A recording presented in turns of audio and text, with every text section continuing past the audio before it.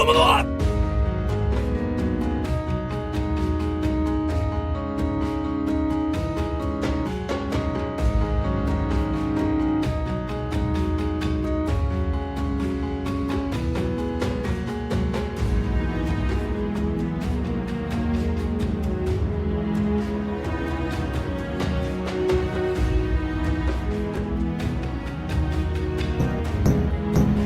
Steve,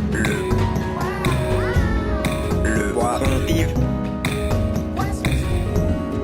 il est orange,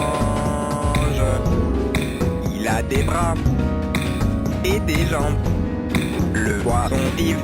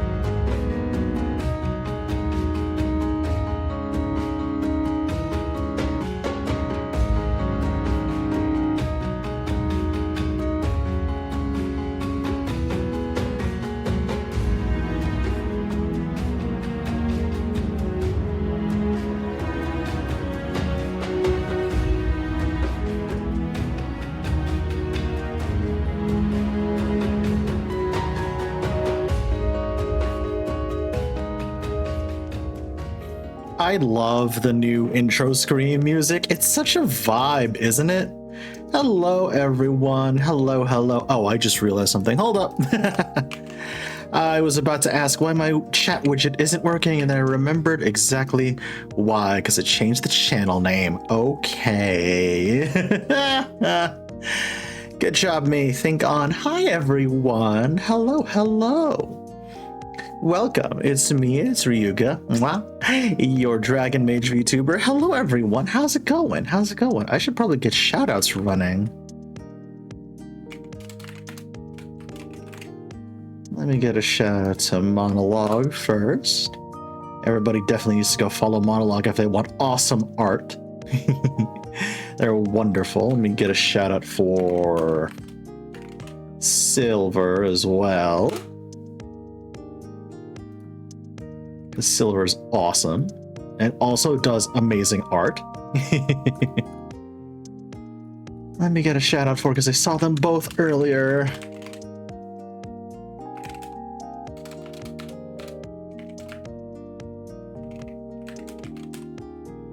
Let me get a shout out for one Alien Sin and Neapolitan. Go follow them. I was watching them play. Oh god, what is that game everyone is playing lately? RV there yet? It looks so chaotic, but like in the best way possible. I might need to pick that game up. I might need to grab a group for that because that's crazy. That game looks hilarious. Oh, I might need to grab some people for that. It looks funny. It looks genuinely really funny. But yes, welcome everyone. Hope everyone had a great day today. I am tired. I am tired. Oh my god. I had such a long and stressful day today that I did not want to do anything once work was over. But at the same time, I was just like, I should stream. I want to stream tonight. What are we going to do? And I just sort of figured, fuck it. We'll just hang out and vibe and yap for a few hours. How's that sound?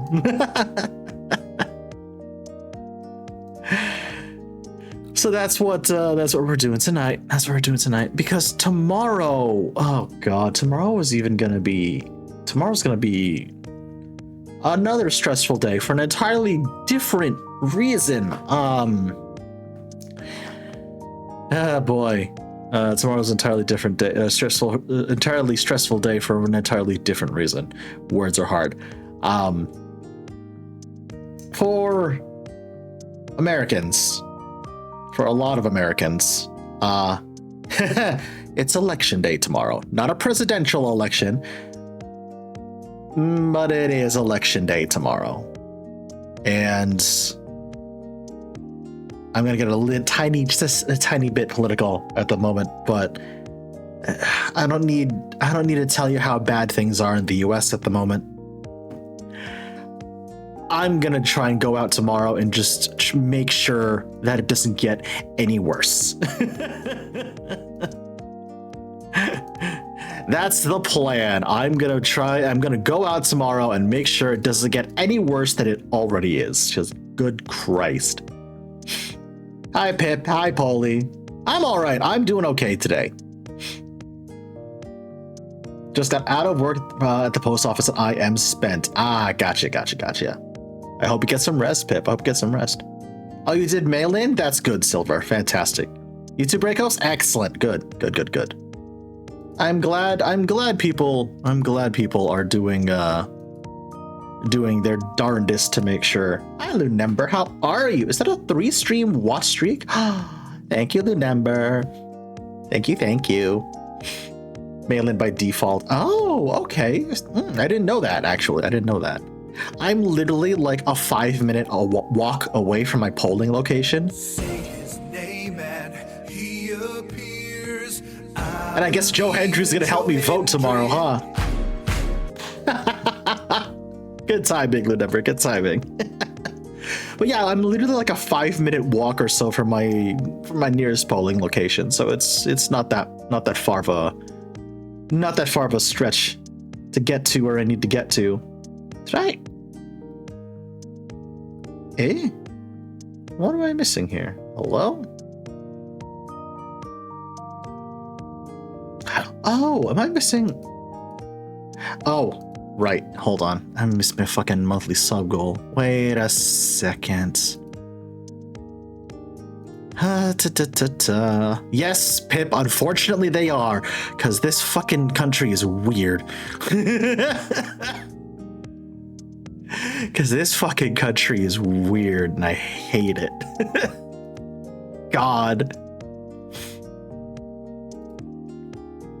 Oh, that's not what I need to do. Where is... Eh? Hold on.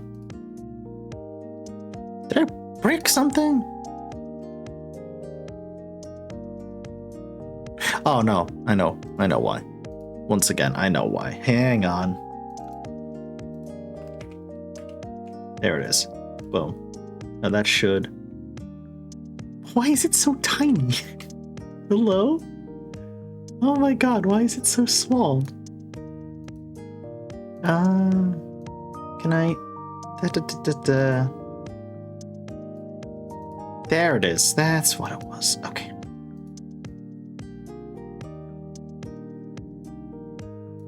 Hello?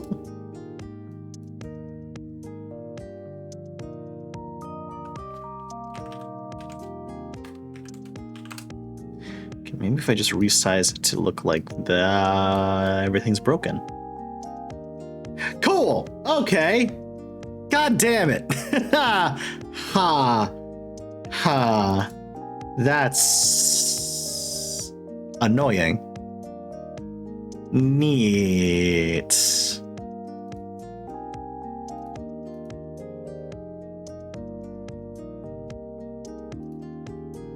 Why is everything broken?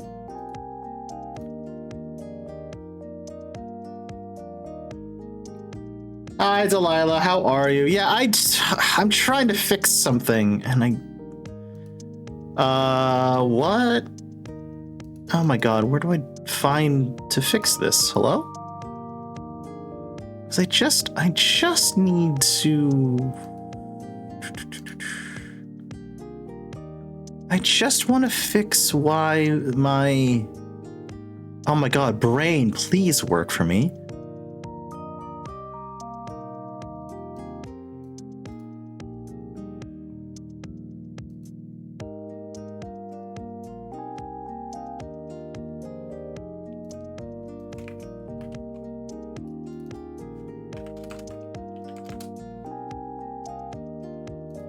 Work? Nope, that doesn't... hold on. Okay, I think I might have fixed it. Hang on a second. Hi, Runch, how are you? Hello. I'm gonna shout out for Runch real fast. How am I doing? I'm tired today, Elliot. I'll be honest with you, homie. I'm tired. So I'm just hanging in there. Honestly, there we go. Fixed it! Jesus H. Christ. There's the sub goal. There's the monthly sub goal. We're good. We're good. I might need to adjust a few things now, which is a bit unfortunate.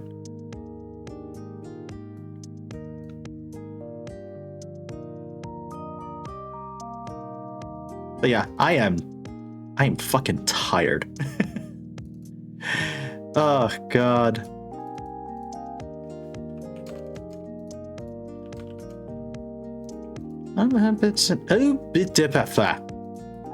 Right, never mind.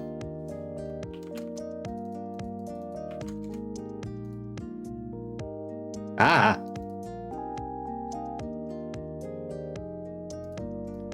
Hang on. Good God. All right.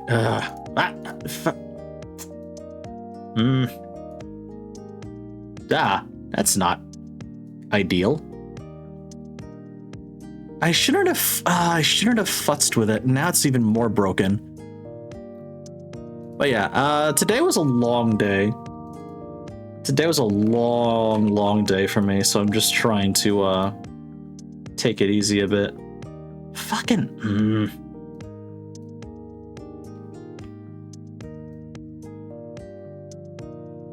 Oi. What? Fucking hell. I'm trying to fix it, guys. I promise. I promise. I'm trying to fix it. Just, why don't you just do that? There we go. Okay.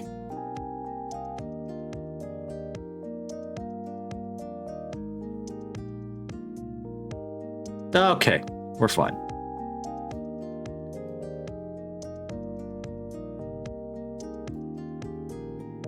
All right, I'm gonna lock that in place now before it breaks again.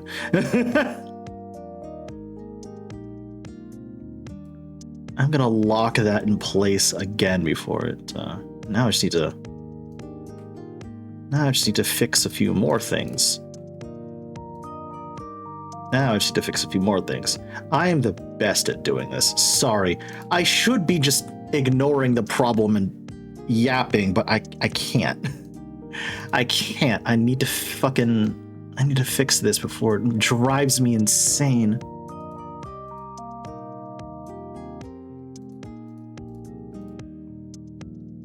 Wrong buttons. God damn it. There we go. There we are. All right.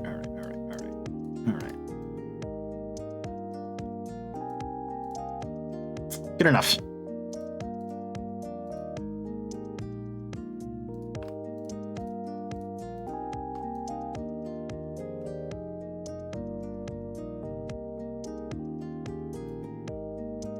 Okay. I'll fix the details later. There we go. All right, we're fine now. We're fine now. Cool. Ah.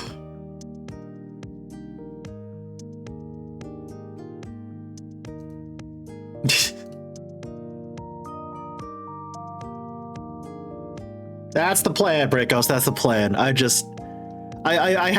in the back of my head, I was just like, what if I, because like, it's fixed, but it's not fixed to the way I had it before, which kind of fucking tweaks my undiagnosed ADHD in a way that annoys me. So I was just like, what if I tweak one more thing to try and fix it? And then I made it worse. It's fine. Thank you for the 5-stream watch streak, by the way, R2. Appreciate that. Thank you. But you guys are a very good name. I like it. I like it a lot. Once again, it is definitely a reference to a Kamen Rider series of mine. Yeah, a favorite Kamen Rider series of mine. Hi, Ramen. Thank you very much. I really like it too. I could actually, you know what? Hold on.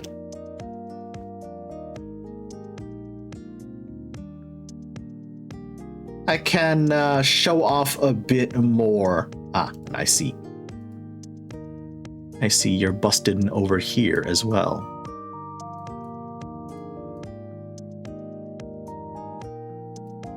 You know what? I'm just going to do that and leave it at that.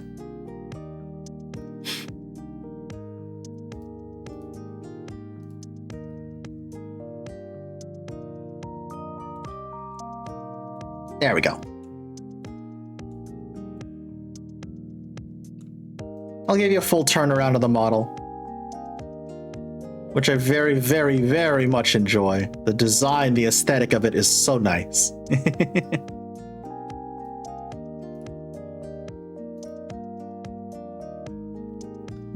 I do have a couple of alts for it. The first being a bit more casual version of the model. Different pants, short sleeve tunic, which I really, really like. And then the second alt is the one that's got my wings on it. See? I really do like the wings as well. I mentioned it on re-debut. On Friday, but I took heavy inspiration from the dragons of Final Fantasy XIV, unsurprisingly. Particularly the dragon Hraesvelgr, in that they combine elements of both like Western styled dragons and Eastern style dragons, in that they have long, slender bodies, but they also have the wings. Do I still have that? Hold on. Do I still have that reference picture I downloaded? I should. Yes, I do. Yeah. So that's the Final Fantasy 14 dragon I actually took a lot of inspiration from. That's Hraesvelgr. Anybody else who plays 14 will know exactly who Hraesvelgr is. I love this design. I love this whole aesthetic. The long body, the two sets of gigantic wings, the two sets of fuck off horns. And can I also just say the dragon language in 14 also is amazing. It's so good. It sounds so fucking good. Ugh. It's lovely.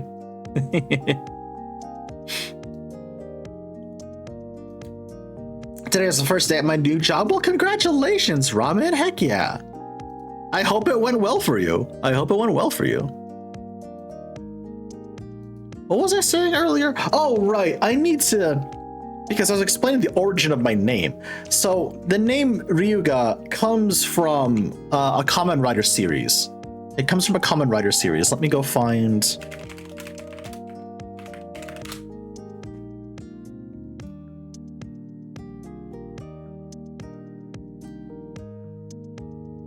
Oh, that's actually very good. Hold on. Now I also need to...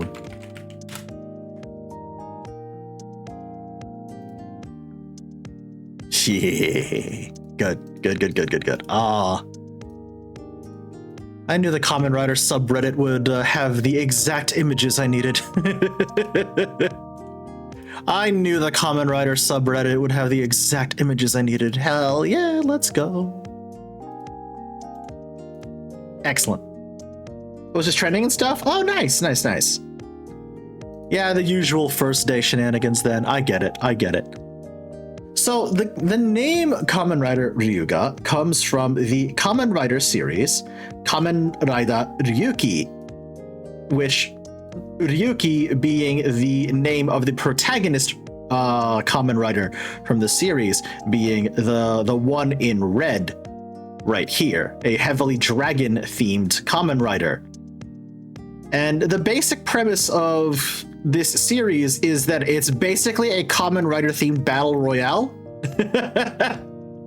Every Kamen Rider here pictured is part of a tournament, and you have to eliminate all of the other riders in the tournament to progress, and the last remaining surviving Kamen Rider gets their wish granted.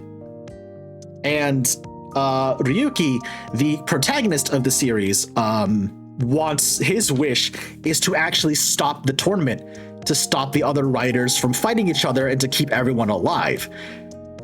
Which is an admirable goal. Honestly, it's an admirable goal. It's very, you know, the classic sort of Kamen Rider protagonist mindset. Along the way, however, he meets a darker, like a shadow reflection of himself, basically a doppelganger. And it's all, the armor is so fucking cool. It's probably one of my favorite rider suit designs I think I've ever seen.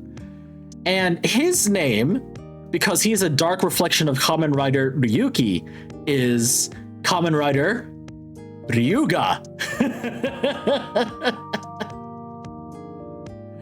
So that name has always stuck with me. That name has always stuck with me.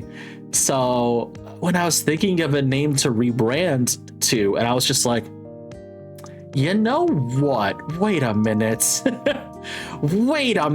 I know exactly what name I want to borrow.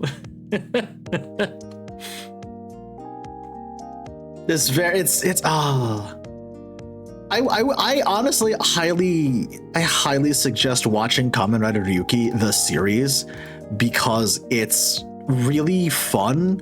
It's incredibly captivating. I definitely am also going to say, definitely fair warning, the last few episodes of the series, oh boy, they're a bit of a gut punch. I'm not going to spoil why, but they're a bit of a gut punch. Oh man. But yeah, I'm very happy with how everything has gone in terms of the re-debut and everything. It's great. Like genuinely, it's great. The new aesthetic I think fits me a bit better. Don't get me wrong, I love sci-fi stuff, I love cyberpunk stuff, but my brain's always still has a soft spot for like the whole cozy and fantasy sort of aesthetic, right? So it's kind of why I went in this direction for the rebrand. Welcome back, Pip. How you doing?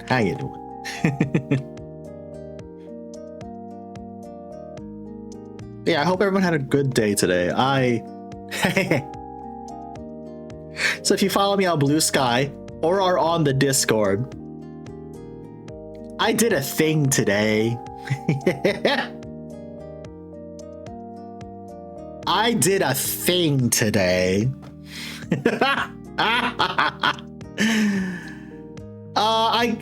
Okay. How to describe how to say this without breaking Twitch TOS. If you check the Discord, if you check the Blue Sky,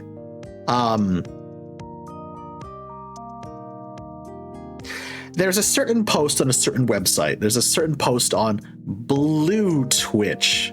Wink, wink, nudge, nudge. There's a certain post now on Blue Twitch that is free. All you had to do is follow the Blue Twitch account, and it's free.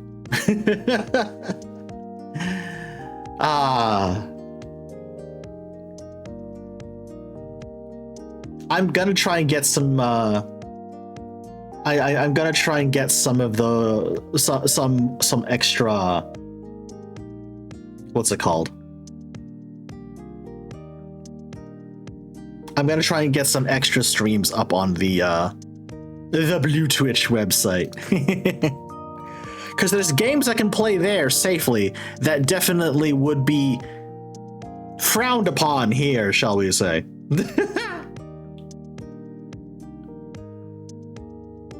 That are definitely frowned upon here.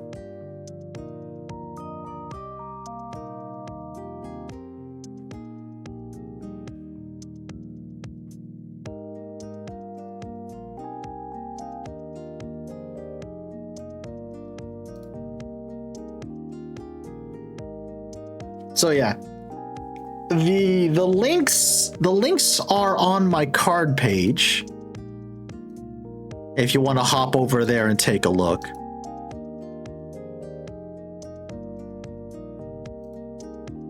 But and another way, if you want to support me, which is another website I have to both keep track of and update,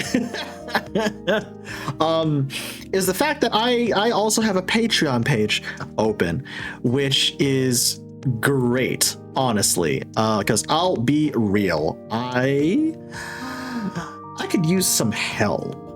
I'm not gonna explain specifics because I don't want to dox myself. However, all I'm going to say is my job security at my current place of work is up in the air. Let's just call it up in the air. And I would, I could use some help. I'm not gonna lie.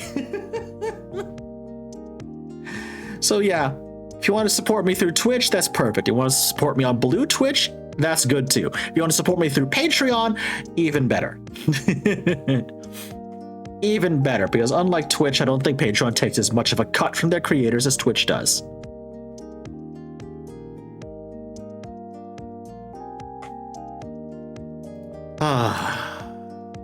Can you tell I've been stressing out over that for the past few days? Good God.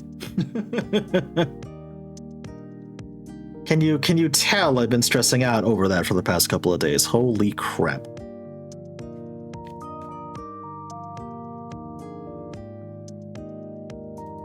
But yeah, I have been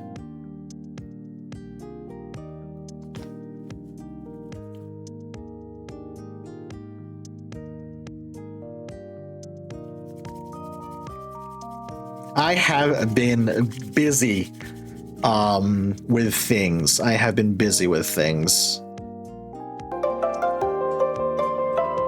Tapper! Why, thank you so much for the raid. Hello there, raiders. Hi, hi.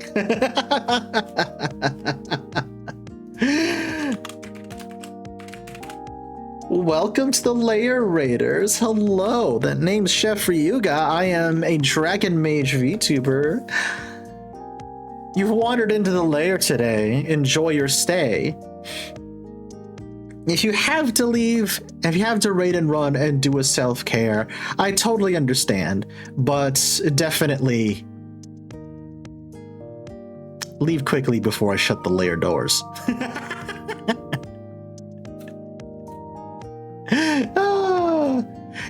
Yeah, Rock. It's a new month, which means new sub goal.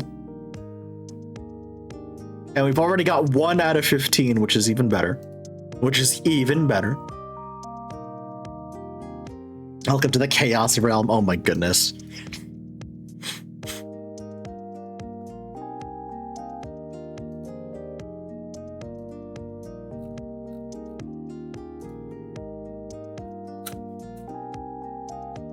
Chef, you'd have trouble keeping me out of the lair.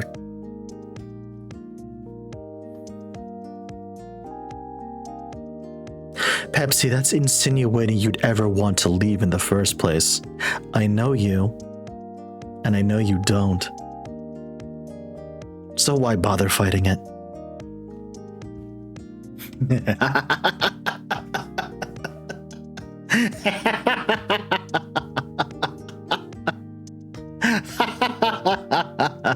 It's so much easier for me to do the ASMR voice now with these better mic settings, chat. So you know what that means? It means that a lot of you are in trouble.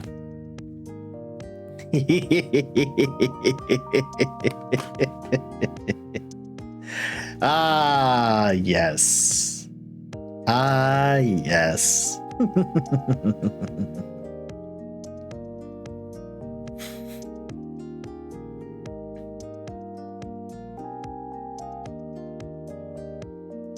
Chef, you're an asshole. You're welcome.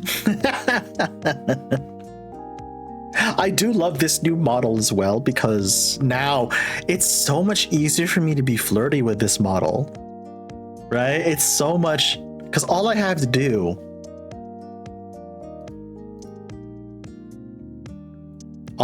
is that. And it's so much easier now.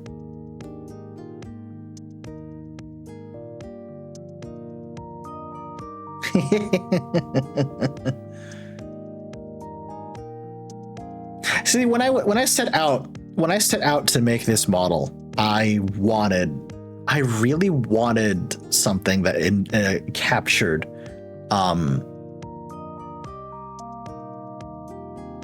I said this on debut as well. I wanted something that would capture my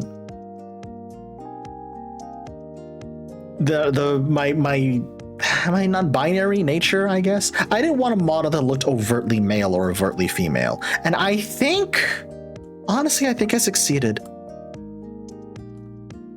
Honestly, I think I succeeded.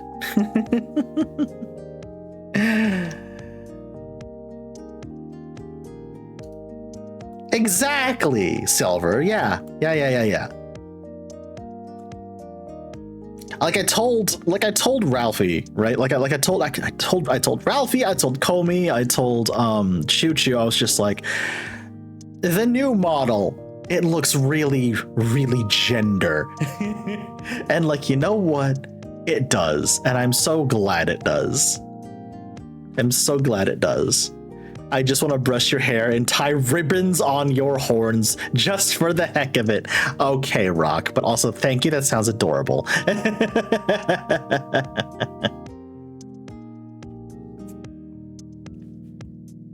That sounds adorable. Thank you. Oh, Pip, no worries. No, don't worry about it. I totally understand. Look, the sub helps enough as it is, believe me. The sub helps a lot as it blah, blah, blah, blah.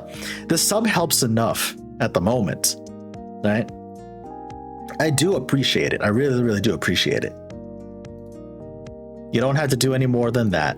I'm just offering other ways for people to support me if they are so able.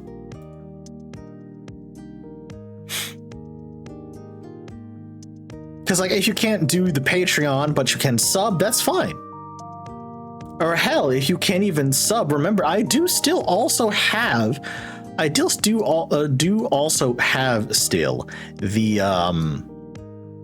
the Coffee page open, so you can just throw me a one-time donation then as well. Say his name and Hi, call me. I believe Joe Hendry. Hi, call me.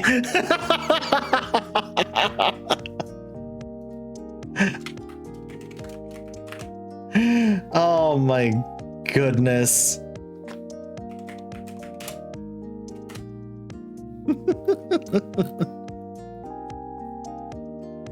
Amazing. Excuse Warlock, Tapper, hello. What the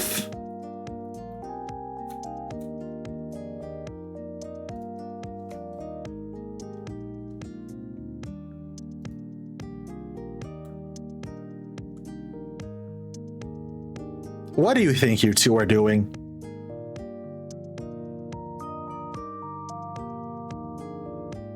Excuse me. Excuse me.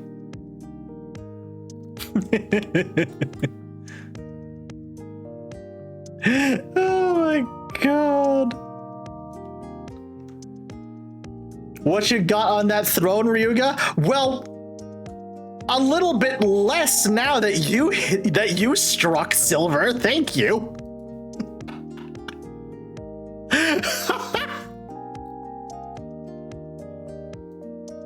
A little bit less now that you struck. Oh my goodness.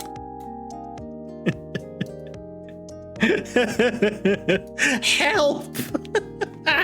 Oh, Tapper. Oh, you're adorable. But yeah, Silver was insanely generous and actually helped me pick up some things that I needed. And that's actually a good segue. That is, oh god. Okay. Wow, that's actually a good segue for me to move on. Right? That's actually a good segue for me to move on to. Mostly because, wow. Okay. After the re-debut stream, I experienced a sharp and nagging pain in my right wrist. And if you heard me complaining a couple of seconds ago, it means that pain is still there. Ow. I'm trying to stretch my wrist out. So the long and short of it is that didn't go away for a while. That literally didn't go away until the following morning. So I immediately went on my throne and I added a wrist brace and a new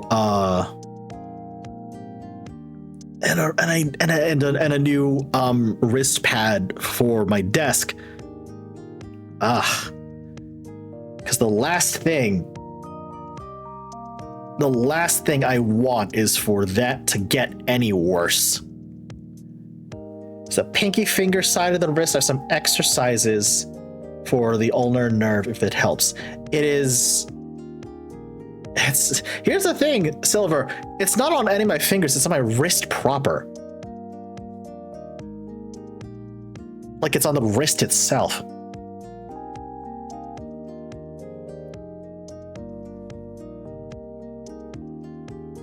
Oh, the pinky finger side of the wrist. Oh.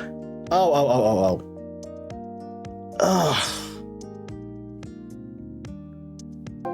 You know what? Good question. That's another raid. Hi, Knives. Hello, Raiders. My gosh, 2 in a row? 300 plus hyperfixations right to the face. Knives, I can barely handle one.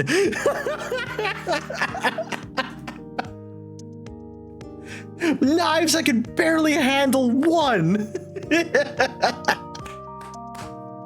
Oh my gosh. Hi Raiders, welcome to the lair. I'm Ryuga, I'm a Dragon Mage VTuber. We're just hanging out tonight. We're vibing because I need the good vibes and I need to decompress from the day I've had. Me and Peony did a media hyperfixation tier list. Now that sounds like a fun stream. Oh no. That sounds fun as hell. Holy cow. Thank you for bringing your community on by, Knives. I do appreciate that. Thank you. If you need to raid and run and do a self-care, I totally understand. But feel free to hang out for a bit if you want to. Oh, Jesus Christ, Pepsi. I just saw that. What the hell?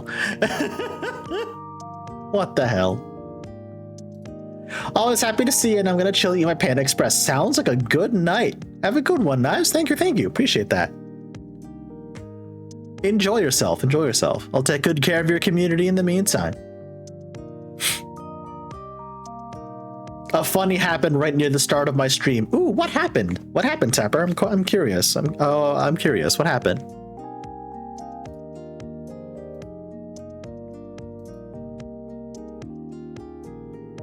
But yeah, I'm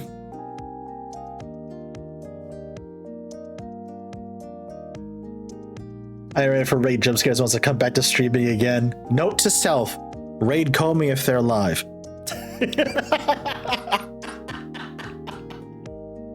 I'm eating here and on wine. Hell yeah.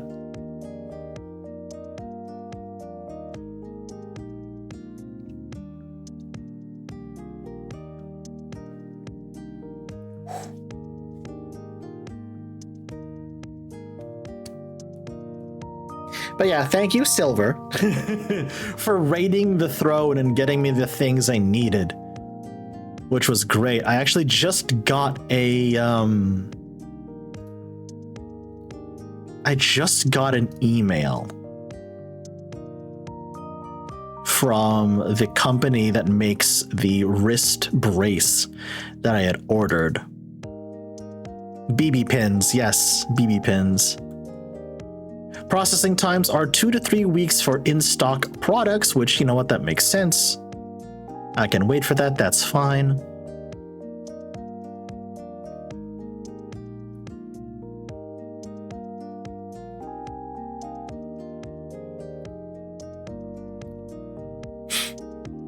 Mom messaged me and Rock wanting one of us to do something for her. Rock basically said that it was my turn to help. I was kind of mad because I'd basically only drawn 4 lines, and rather than go to BRB screen for 10 minutes, Rock took over the stream when I went to do the favor for Mom. That's hilarious.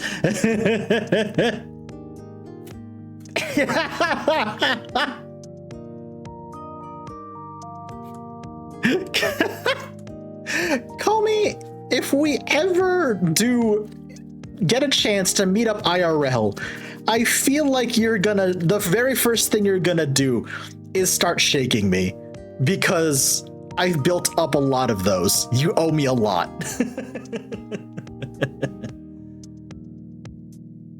Oh my god, let me get you. Yeah, Silver. Yeah. Also, hi, Vesper. Hello. How are you? Hope you're doing well, homie. Hope you're doing well. Let me...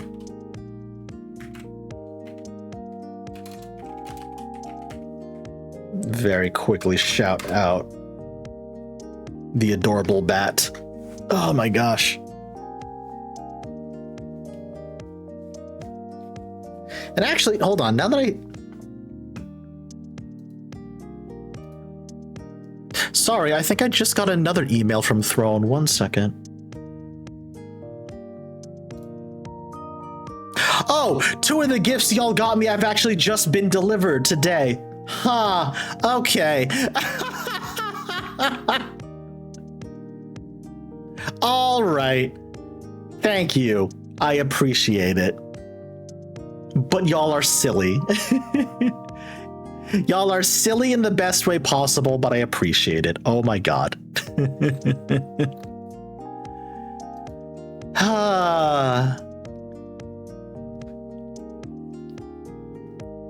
Yeah, what is it? What got delivered today? The room scent reed diffuser and the fucking Adeptus Mechanicus magnet, which is immediately going on the fridge. Which is immediately going on the fridge. Oh my gosh. I am planning to go back into Eureka after I stream because there's so much I need. Oh god, Vesper, yeah. That's right, the glam changes for the next 14 patch. Oh my god, finally. As I have so much equipment. I have so much in my glamour dresser. I have so much in my glamour dresser that I can't use because of the current glam restrictions, which are now going to be lifted. Oh my god. Did that come in yet? It literally just arrived today. I should probably go pick those up. They're probably sitting outside at the moment. But if you are all still so inclined, there are still items on my throne. What's some of the new stuff I've put on my throne? I put a new ring light on because I could genuinely use a new ring light because the one I currently have is on its last legs and I don't know how it hasn't burned out yet. I also put on a set of earbuds because guess who lost theirs like an idiot? Guess who lost their earbuds? Hi, it's me. It's not enough that it's not enough that it would phrasing. It would have been bad enough if I just lost one of them. No, I lost both of them. Somehow they both fell out of my pocket a couple of months ago as I was running. And I'm fucking annoyed by it. I'm fucking annoyed by it. But yeah, there's still plenty of stuff on the throne if you want to hit up the throne page. And there's Vesper plugging the coffee page as well. God damn it. The Fae have your earbuds now. Now I'm just imagining a Fae creature jamming out to whatever music they want using my goddamn earbuds. Ryuga, you're gonna see real life 5-foot me running to your location. Oh my god. Comey, my brain pictured that exact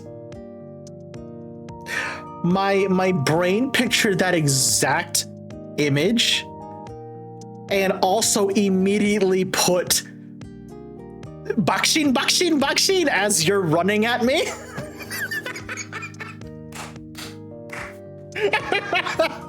God damn it.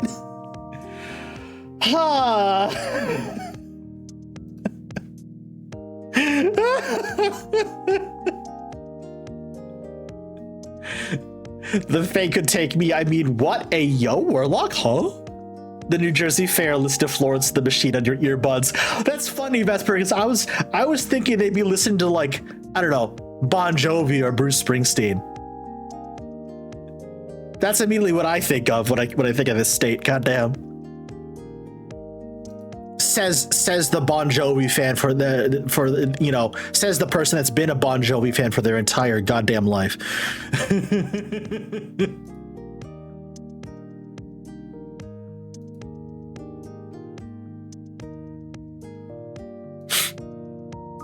Honestly, because I know I still owe all of y'all because of your generosity during the charity stream over the summer. I still owe all of y'all a karaoke stream, and I'm not even kidding when I say because of, you know, me being me. Yeah, I had to put a Bon Jovi song on there. I had to put a Bon Jovi song on there. I also, yes, the ASMR script as well. Vesper, send that to me again. I think I can start tweaking it because I'm basically just going to go with what you've been sending me at this point.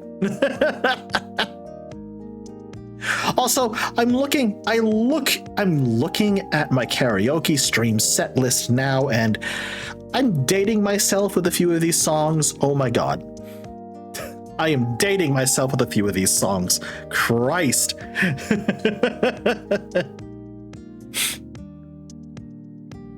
Walking down the park, you just hear a faint, whoa, we're halfway there. Yeah. That's very funny, Pepsi. Also, not the Bon Jovi song I put on the karaoke set list. The one I put on my karaoke set list is entirely different. Hello, Zach. How are you? Hi. Doing that as a friend, not sure if it's something a whole chat would enjoy. You know what? I can tweak it. Vesper. It's fine. You good. I'm glad you popped in, Zach. How you doing? But yeah, the Bon Jovi song I put onto my karaoke set list. Oh boy. Once again, I'm dating myself, but it's one of my favorite Bon Jovi songs. I'm not gonna lie.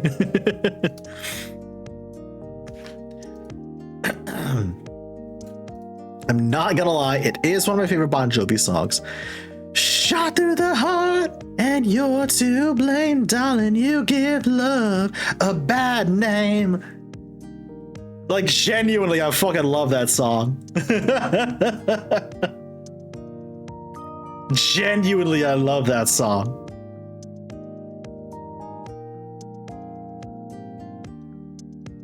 I also put, I'm just yammering on about my music taste now. I put one of my favorite 311 songs on there.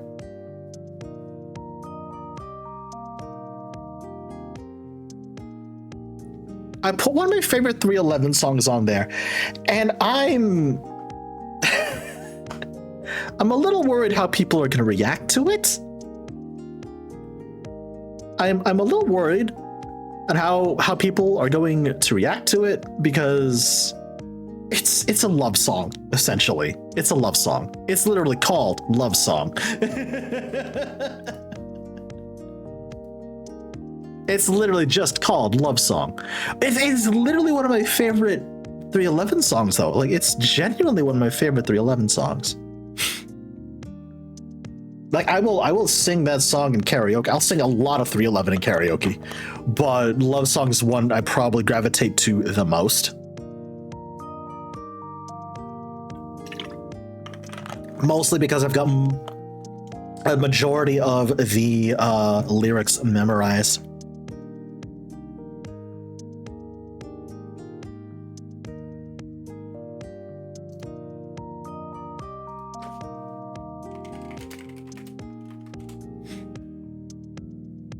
John Denver, Johnny Cash, C.W. McCall. I know like 2/3 of those, Pepsi, but yeah. I went through a 50s music phase in my teens. I get that. I grew up with, because my dad and my uncle are fairly old at this point, right? Like no disrespect, but they're fairly old. But like, because they're so much older than I am, their music tastes and mine are essentially from different generations. So as a result, when I was a teenager, I ended up, because my dad and my uncle are the way they are, I ended up listening to a lot of Beatles. Like a lot of Beatles and a lot of Elvis.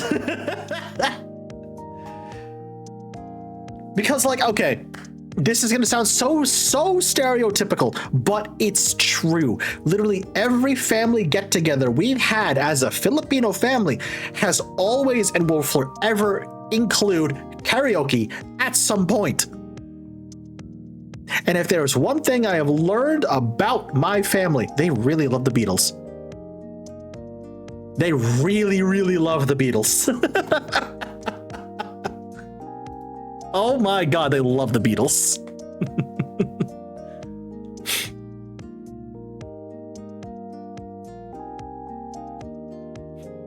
Yeah, exactly. Yeah, right, Pepsi, exactly. Yeah. You say yes, I say no.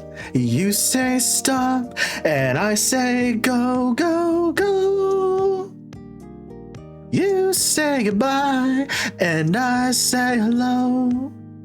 Hello, hello. I don't know why you say goodbye, I say hello. See, I literally just popped that off out of fucking memory. God. Call me enjoy your lurk.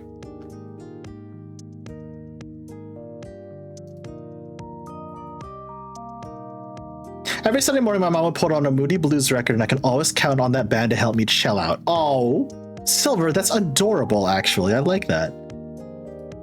I like that. That kind of reminds me of a habit that my mom sort of instilled in me from when I was younger. Whenever I would have trouble sleeping, my mom would always suggest, why don't you listen to some classical music to help you fall asleep, because it's very relaxing. So I did, and lo and behold, it genuinely did help me fall asleep. So even to this day, if I have trouble falling asleep, I'll put on some classical music, and it actually genuinely helps me fall asleep.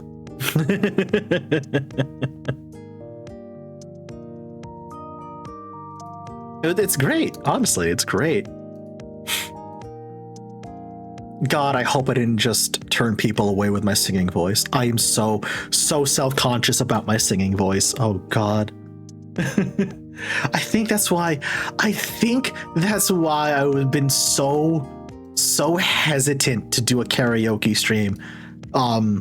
That I made it a donation goal that would actually make me do that stream, because like, God, I'm so nervous. I don't feel good about my singing voice at all.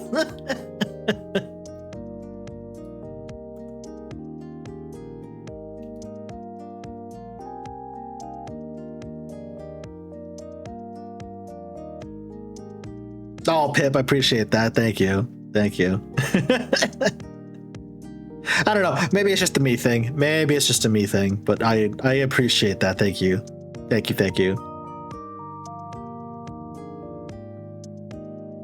Could be worse. Could be trying to sing Korn.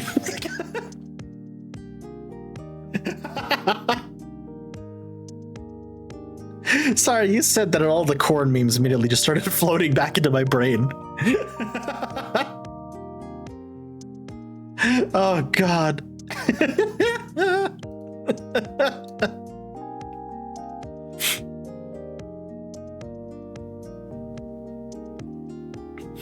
Gentlemen, behold, Korn! God damn it, Warlock, Runch, both of you, same brain cell. Amazing. 10 out of 10. Well done to both of you. Nebraska has been summoned. I'm gonna wake up in the middle of the night facing the direction of Omaha.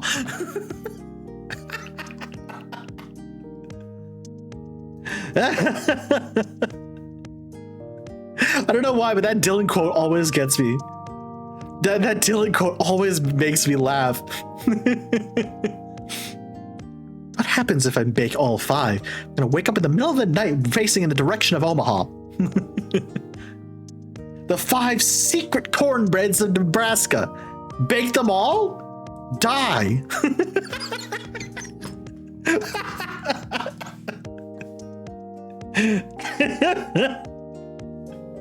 Oh God.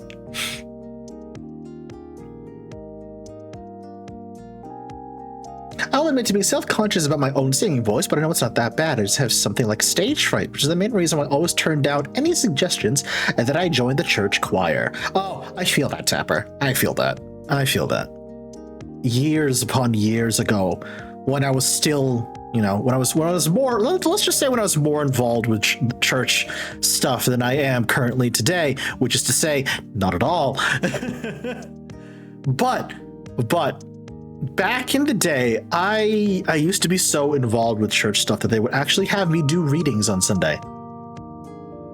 That was nerve-wracking for me. Holy shit. That was, oh boy. That was nerve-wracking for me. You had to put the sacred cornbreads in a pentagram arrangement, then speak the recipe for the 6 forbidden cornbread, and they'll be sent to the corn dimension.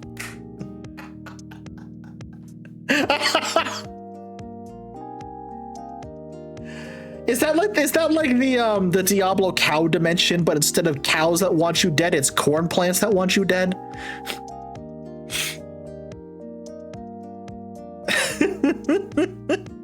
Please somebody tell me they know what I'm talking about when I say the secret cow level of Diablo. Because if nobody knows what that is, I'm older than I think. And that just makes me sad.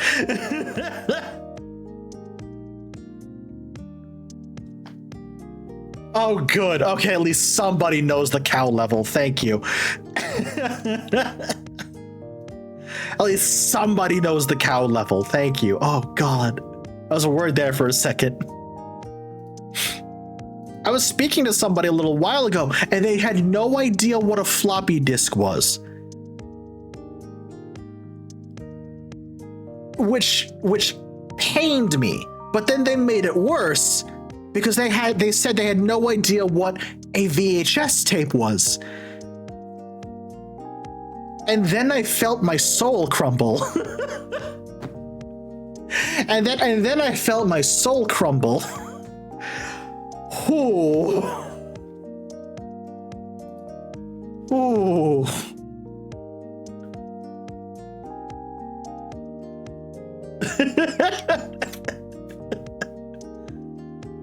Get me out of this universe. God, Vesper, same though. Same. Someone made a 3D print out of the save icon. Oh God, Bracos. That kills me. That kills me. How dare.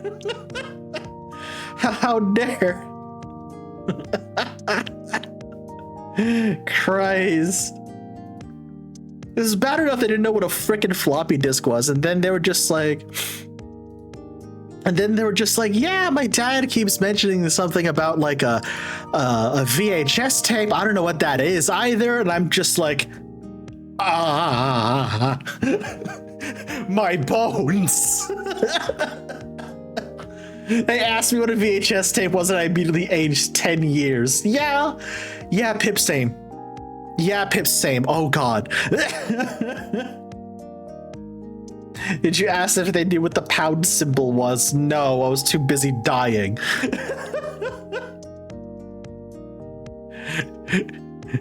I was too busy dying.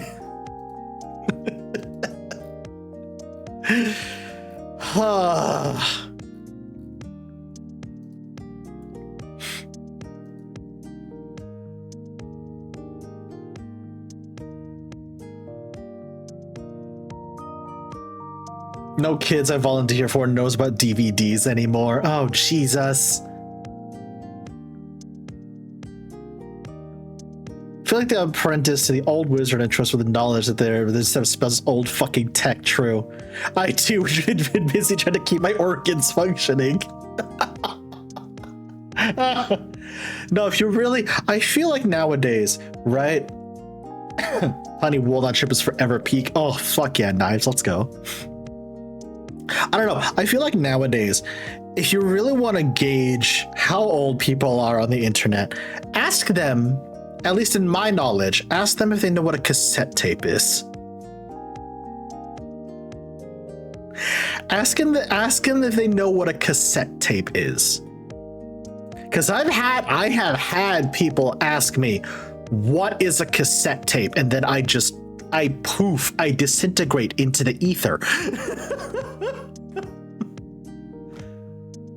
Yes, and how to rewind. That too, Knives. Thank you. Yeah, that too.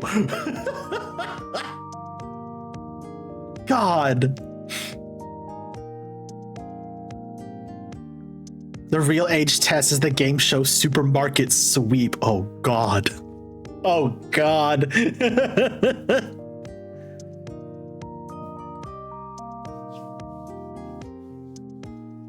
My barometer is asking about rotten.com. Oh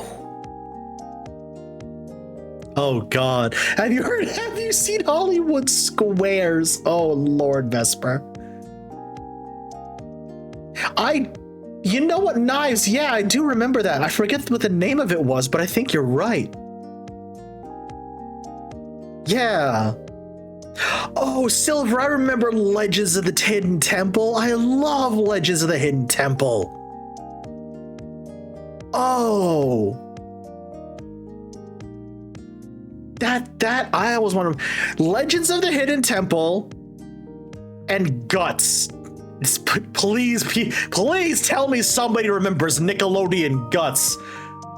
I wanted to climb the aggro crag so bad as a kid. Like, holy moly. I wanted to climb the aggro crag so badly as a kid, and I never got to it. It makes me mad.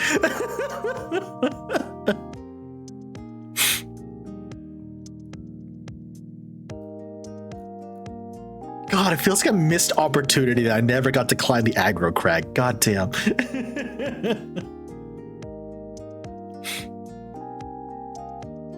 A fucking vacuum tube based radio from the 40s and 50s. Oh, good lord.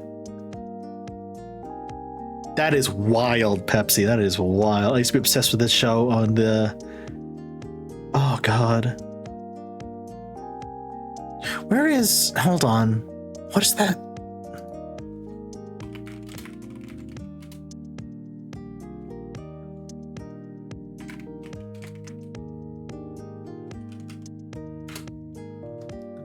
There was one show that I cannot remember. Double Dare! Double Dare with Mark Summers. That's a show I fucking love.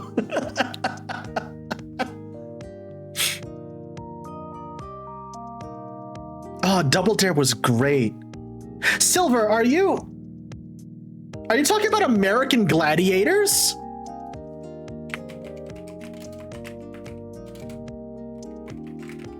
Are you talking about American Gladiators? Because I also remember American Gladiators. Yes, Silver, high five, let's go. First season aired in 1989. Literally 2 years after I was born. Oh, there go my bones again. Ow, ow, ow.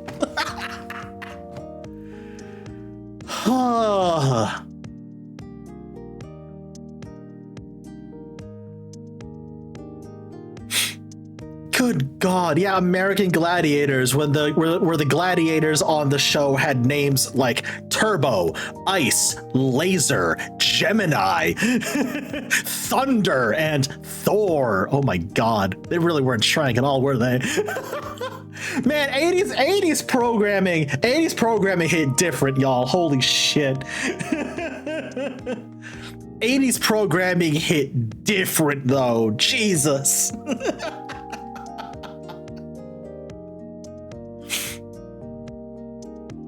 But yeah, I fucking remember Double Dare. Double Dare was such a good show back in the day. Oh my God, Double Dare was so funny. And I love this anecdote. I love this anecdote, and I have to share this anecdote every time. The host of Double Dare, Mark Summers, he hosted that show, which is basically a game show. It was kids versus adults, or families versus families, whatever. It was one of the filthiest shows on Nickelodeon because you would have like slime and goo and like stuff being thrown everywhere, right? Mark Summers, God bless him, has severe OCD.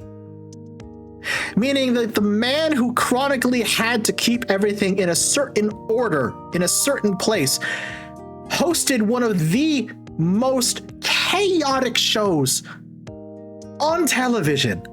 God bless Mark Summers for doing that. Wow.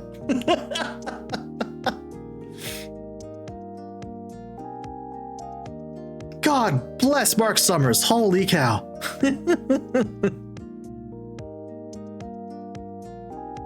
I have a cassette somewhere in my mom's house, me and my brother making silly audio show. I really hope she still has it. That sounds adorable, Silver.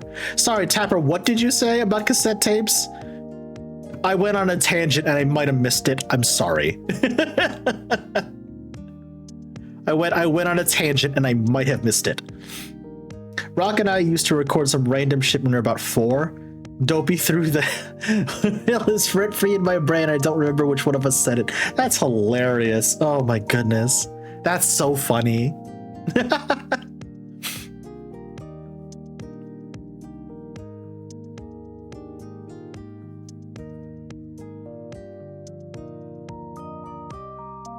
God. That's really funny. I used to do random stuff like that as well, Tapper, honestly. No context with Dopey throwing the hill. Oh my goodness. I used to do a lot with that. Y'all remember, I'm gonna date myself again. Who remembers the Home Alone movie? The first Home Alone movie. Actually, both Home Alone movies. Who remembers both Home Alone movies? You remember, oh God, what was the name of it? What was the name of it? The little audio recorder, the Talk Boy? As soon as I saw the Talk Boy in that movie, I told my parents how much I wanted one. And lo and behold, Christmas morning that year, guess who got a Talk Boy? I would use that to record everything. Literally everything. I don't know what went anymore, unfortunately. I don't have it anymore. God. When the hell was this thing? 1997? No way, it had to be older than that. No way. 1992, there it is. That's what I thought, 1992. Can you still find these somewhere? Oh God, I looked on eBay and there's one listed for $200. Oh God.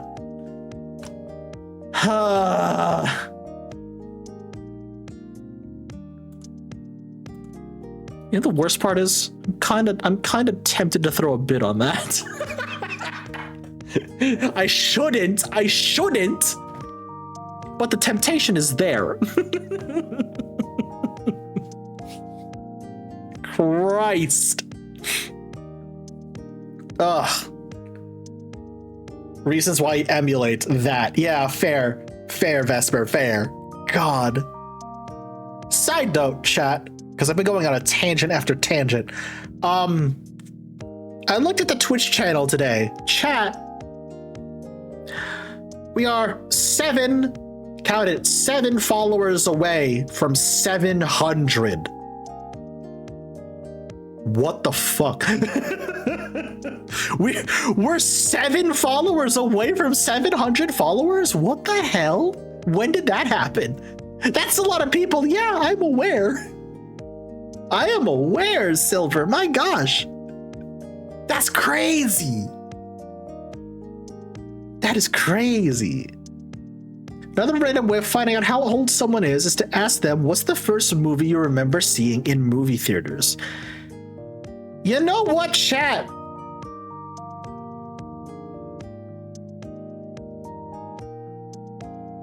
What is the first movie you remember seeing in movie theaters? I'm very interested to know. I'm actually very interested to know. Oh my gosh, Vesper, you don't have to do that, but thank you.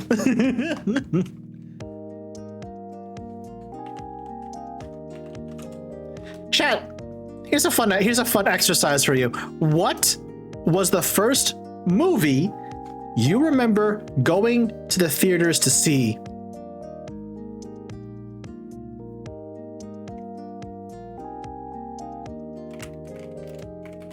I'm trying to remember what mine was.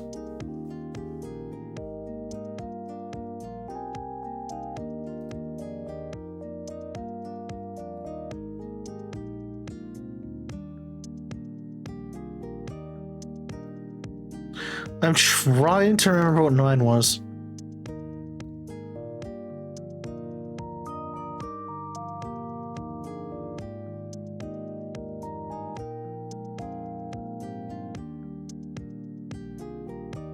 Disney's Aladdin. Oh my gosh. Spy Kids with the Pokemon movie. Oh, that's good.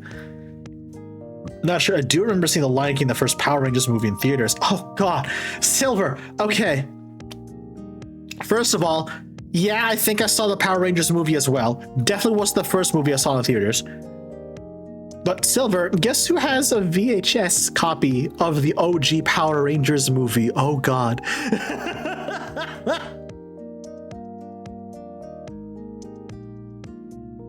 Guess who has a VHS copy of the Power Rangers movie?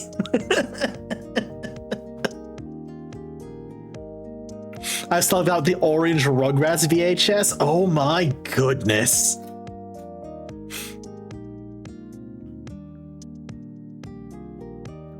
Oh god. Chat. I have it. I have the very first movie I saw in movie theaters when I was 6 years old. 6. Chat. Who here remembers We're Back, a Dinosaur Story? There's a real fucking litmus test for you right there. There's a litmus test for you. Who here remembers We're Back, a Dinosaur Story? Oh my god, Knives, Silver, I'm shaking both of your hands right now. Thank you. Oh my god. I love that movie, but I was looking at that movie again. I was looking at scenes from that movie again. That movie was dark for a kid's movie. Holy shit. There were some genuinely terrifying moments in that movie. I don't know how 6-year-old me did not get traumatized by it. Oh my god.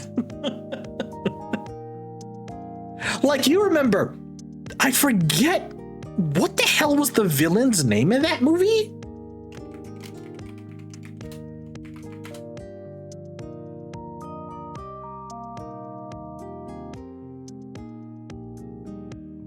Professor Screw Eyes. Thank you, Knives.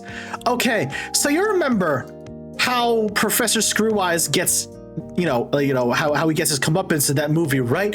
He gets fucking eaten by a flock of crows, right?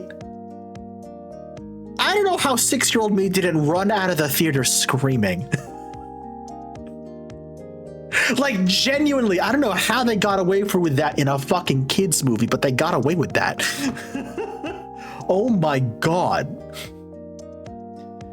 You know what movie terrified me, but I still watched over and over? Secret of Nim. Oh my god, Silver, same though. I love Secret of Nim. Breakos, you could say it was a murder by murder.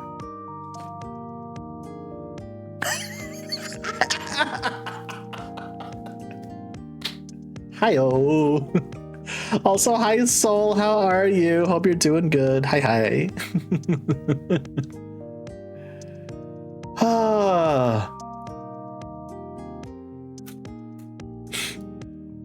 Took the phrase gotta eat crow the wrong way. Silver. Well done. Well done. Wow.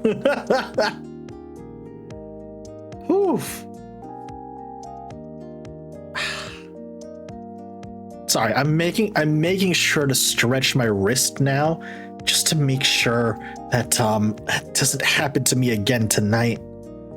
I'm already feeling something like a little twinge in my wrist. God. Old dated. Oh, God, Vesper.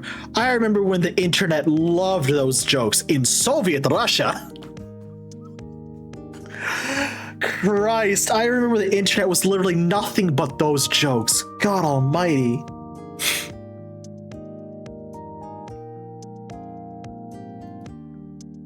Something that made me flustered happened yesterday. I was watching one of my buddies stream and they matched with another streamer that I watched. When I said hi, they both just started gushing about my art and everything, and it shocked me. That's adorable. Aw, that's cute. That's cute. Bring back Soviet Russia jokes. There are a few movies I can quote almost word for word. Emperor's New Groove is one of them. Same, Warlock. Oh, God. Same. Uh-oh. Don't tell me.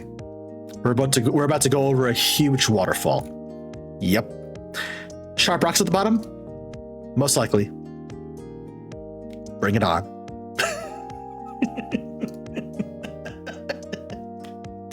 I love that movie so much. Oh, God.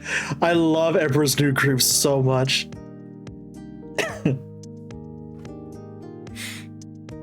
That is Spaceballs. I regret nothing. Oh, God. Yes. Finally, somebody else who remembers Spaceballs.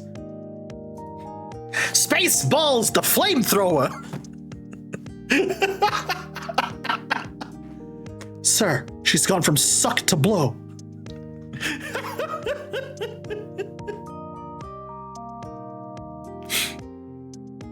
What about you guys? Did you find anything? Man, we ain't found shit.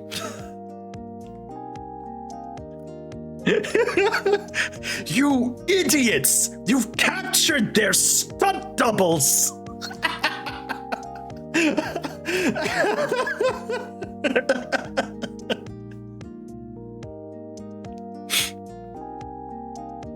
There's only one man who would dare give me the raspberry.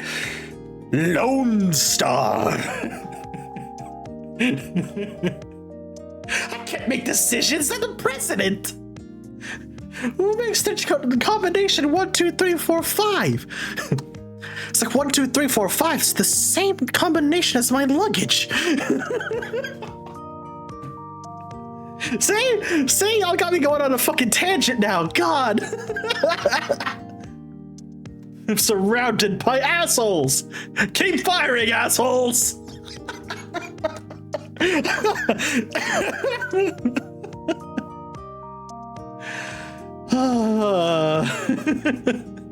I need to do another Discord watch along of Spaceballs. Holy fuck. I need to do another Discord watch along of Spaceballs, man. Oh, God.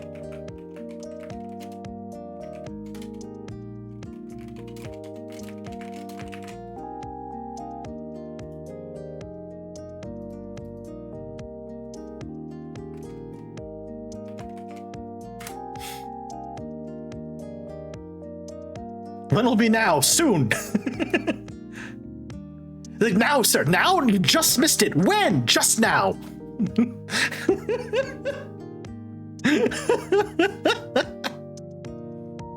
Okay. Definitely another movie I could probably quote by myself. Finding Nemo. Definitely Finding Nemo. Oh, God. An anemone.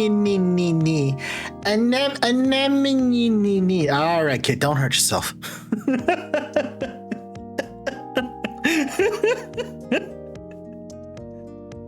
Fish are friends, not food. Mine. Oh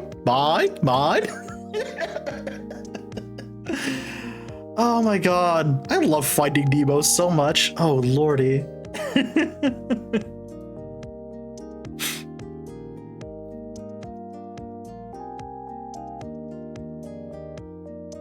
Spaceballs and Finding Nemo, two movies I've missed the beginning of, but otherwise saw the whole thing. Oh goodness. Tapper, am I gonna have to? I am gonna have to set aside time for a Discord watch along of those two movies for the for people. God Almighty.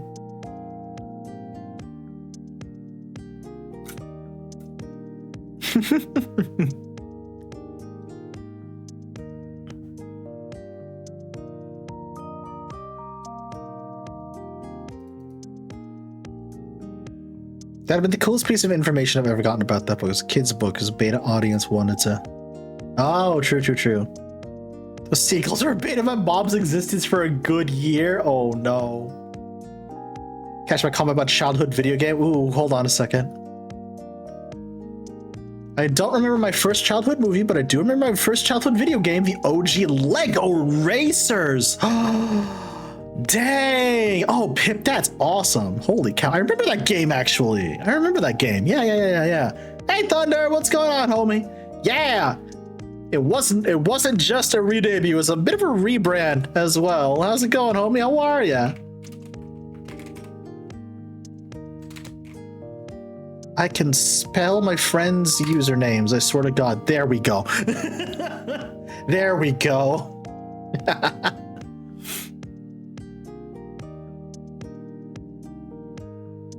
God, okay, what's another movie that I absolutely love?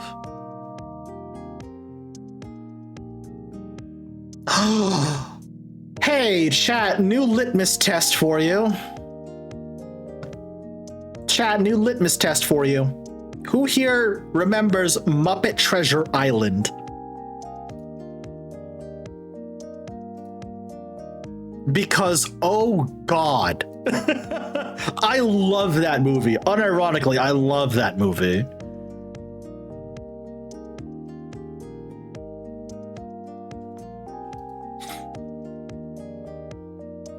I do, hell yeah. I still need to watch that movie, but I remember it exists, but I never saw it. My parents didn't let me watch the Muppets. Okay. That's it. We're making time for a Discord watch along of Muppet Treasure Island. Holy crap. Y'all are missing out on peak. Y'all are missing out on peak. Holy moly.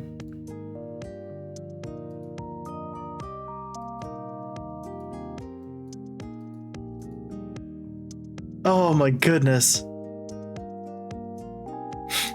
Tapper and I grew up watching Muppets Take Manhattan. That's a good one. But like Muppet Treasure Island is fucking great though. They did let me watch the animated Muppet Babies. Oh, I remember that show, Silver. Holy cow. I do remember that show. Miss Piggy, my first queen. Oh my gosh, Vesper.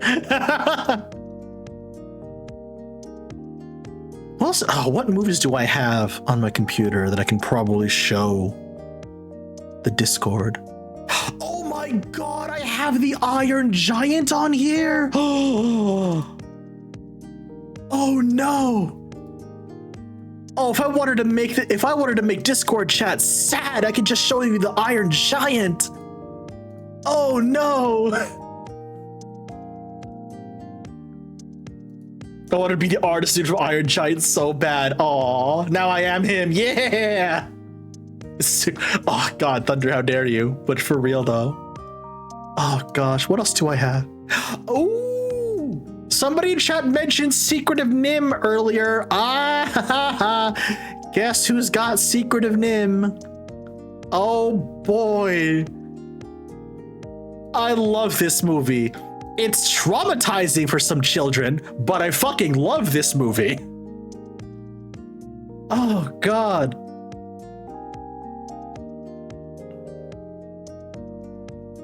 What else do I have?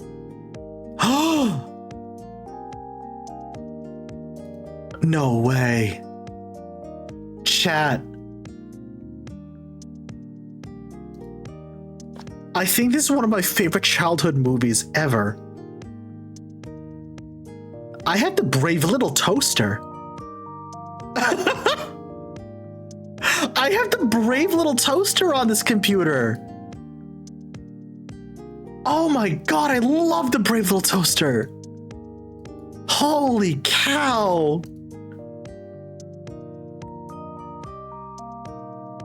Oh my god, Silver, same. This is now the nostalgia stream. 100% Thunder, 100%. Oh my god. Yeah, let's see. I have Secret of Nim, The Iron Giant, Brave Little Toaster, Muppet Treasure Island. Oh my gosh. What else do I have on this PC? I have I have Shaun of the Dead and Hot Fuzz on here. Let's go. Let's fucking go. I have Shaun of the Dead and Hot Fuzz. Hell yeah. What's the matter, Danny? Never taken a shortcut before? God. Finding Nemo. Spaceballs. Yup, I do have Spaceballs.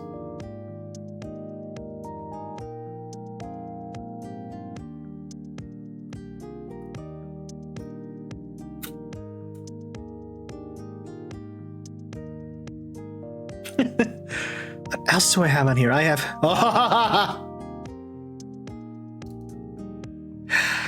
You know what? I shouldn't even be surprised at this point. Of course, I have a copy of Star Trek II: The Wrath of Khan on here.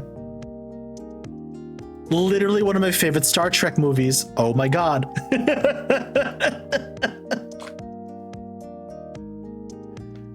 Of course I would.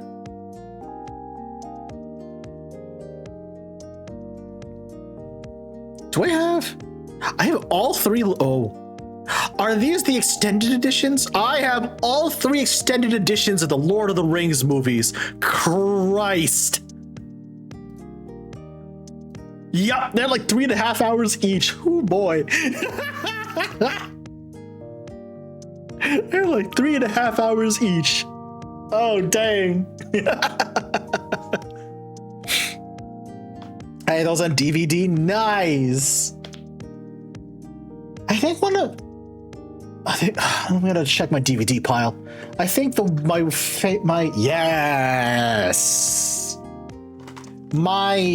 most treasured Blu-ray that I own. The most treasured Blu-ray that I own is the original animated Transformers the movie on Blu-ray HD. Chat, I am literally as old as this movie is. This movie came out in 1987, the same year I was born. I don't know how to feel about that. God damn. I don't know how to feel about that. Christ.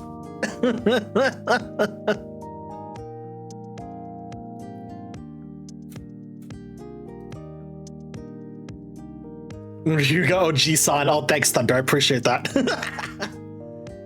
Have you ever seen Flight of Dragons? Oh, God. Is it the movie I'm thinking of? Hold on. Is that what? Hold on. Now I have to double check. If that's the thing I'm thinking of.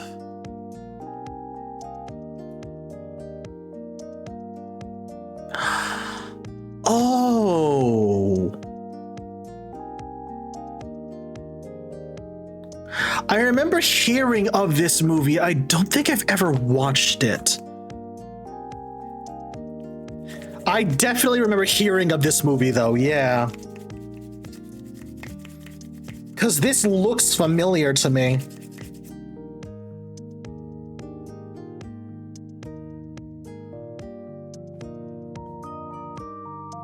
Oh my god, this movie's voice cast had John Ritter and James Earl Jones? Holy shit.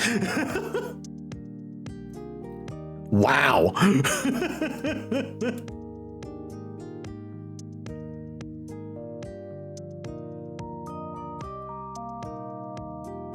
Rankin Bass animation, yes. Oh my god. I do love the Rankin Bass animation style though. It's so good.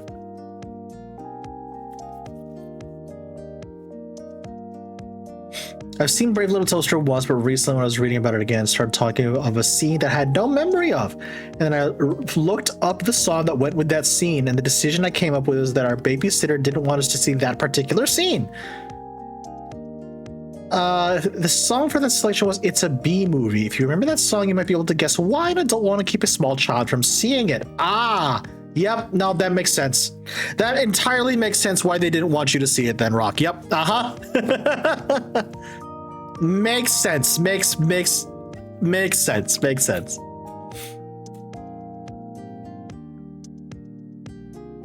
Hi, David. How are you? How you doing? Fetch. Okay, thank you. I definitely remember Flight of Dragons because I think I grew up reading a copy of the book, but I never saw the movie. I think that's why I know it, but definitely don't remember the movie. Okay, that explains a lot then. All right. That explains a lot then. Okay. Okay. Pepsi, I have loved dragons for a long time, okay? Obvious joke. I loved dragons so much I became one. I'd best go get some sleep. Okay. Enjoy your rest, Pip. Have a good night. See ya, buddy. Whew. All right. So I'm going to be a bit more... Wow. Yep, there goes that wrist again. Fuck me. All right. You know what? As soon as... I know we just had an ad break, chat, and I apologize. Actually, no. I'll keep going until I can run a 1 minute ad again. I'll keep going for a little bit.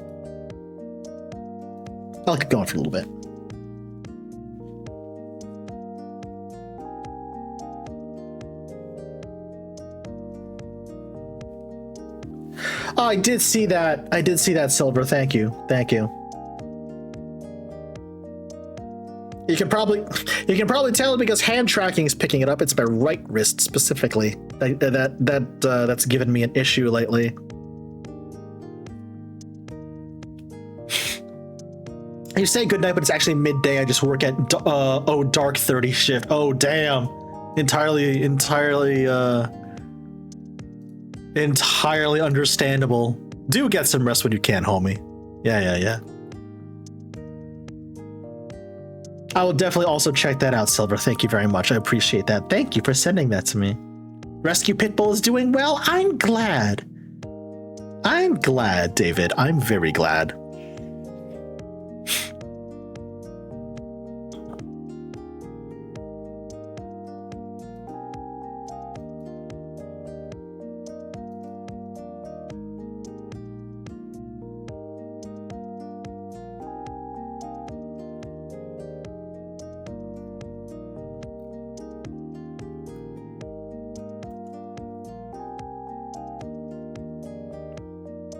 As long as you don't require metal before your wrist, you're good. My right wrist has a metal plate and screws, as I shattered it in February 2022 and I slipped on black ice to the edge of the driveway. Ouch. Fetch, you good? God dang. Oh, wow. Dang. I'm sorry to hear that, homie. Uh-oh. Tapper's meowing again. I mean, she does this in every stream, but still. A very scary moment a few days ago. Oh no, David, you okay? What happened? Mostly good, though it does twinge weird some days. Ah, fair. Entirely fair. Entirely fair.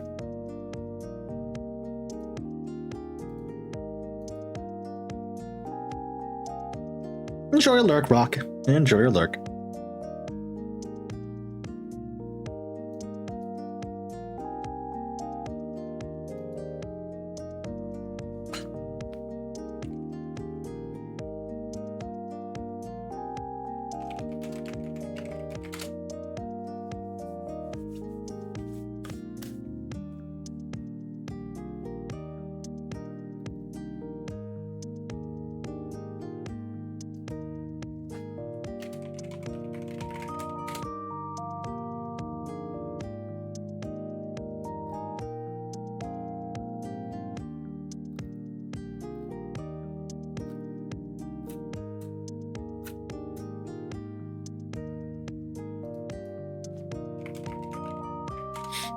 I broke my elbow radius a few years back. Those times we get stuck for a moment. Ugh. I'm so sorry to hear that, Bracos. Gosh.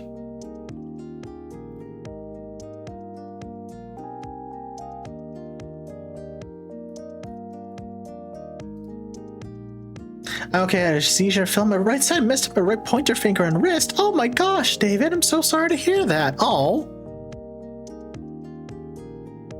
I am sending you hugs, homie. Aw.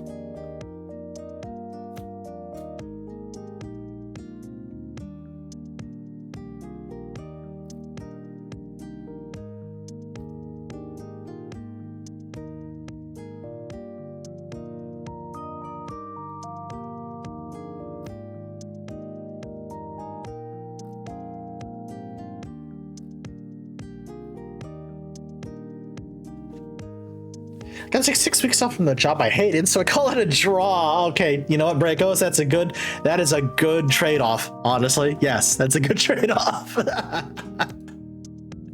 Entirely fair. Entirely fair. Oh my gosh.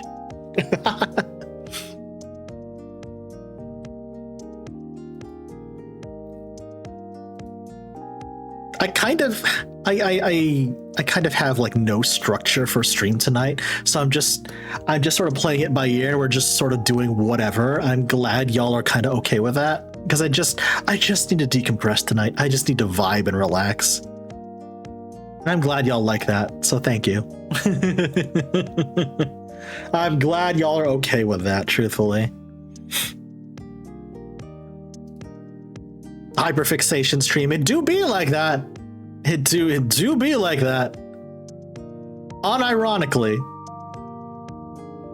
What was the first anime you remember seeing? I love sharing this story. Hold on, I need to get the name of this correctly.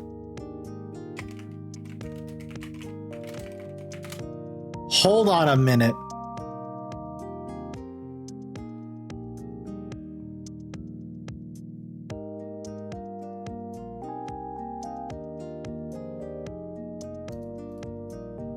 Was that it?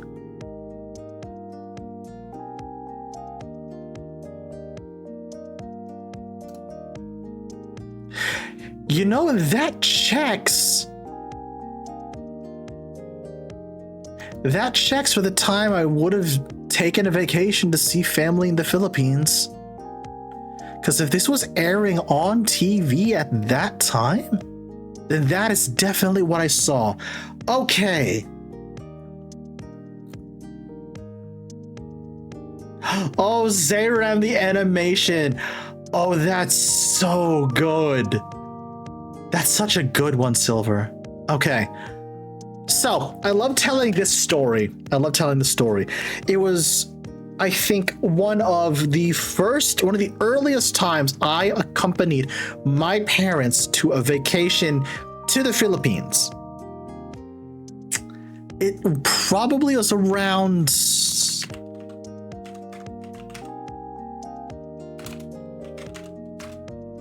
Yes, I had to have been around 10 years old, which means this would have been like around 1997. I remember us waiting in the airport. I think it was Narita Airport. I can't remember what airport in Japan it was, but they had a few TV screens on, like showing news or like game shows or whatever, just to help people pass the time, right? I remember looking up at one of those TVs and it had an anime playing. And I was fascinated because I had no idea what anime was at the time. And I very vividly remember this man like either taking off a glove or something and revealing that one of his arms was like really fucked up. It was like a demon arm, sort of. And he just like ripped into like a demon or something. And for years, I had no idea what that anime was. Until very recently, when a reboot anime of that same show was just announced. Hold on, I need to grab a picture of this for you. Because like literally, if I had not seen this, I don't think I'd ever be into anime at all. It just stuck in my head.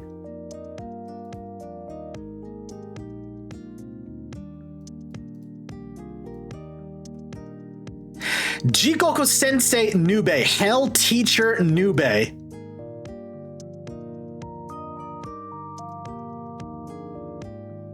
Oh my god. Like I remember seeing this. And there's a fucking reboot anime for it out now. And it's just like I've come full circle. Like literally. I've come full circle. I kind of want to I either want to watch the reboot or I want to find the original anime, or hell, I kind of just want to find the manga and read it now. Because I have no idea what it's about, but like at the same time, it literally, if it wasn't for that, just me catching a glimpse of that anime, I don't think I'd be here right now, because that's literally what just got me hooked on it. Like, what is that?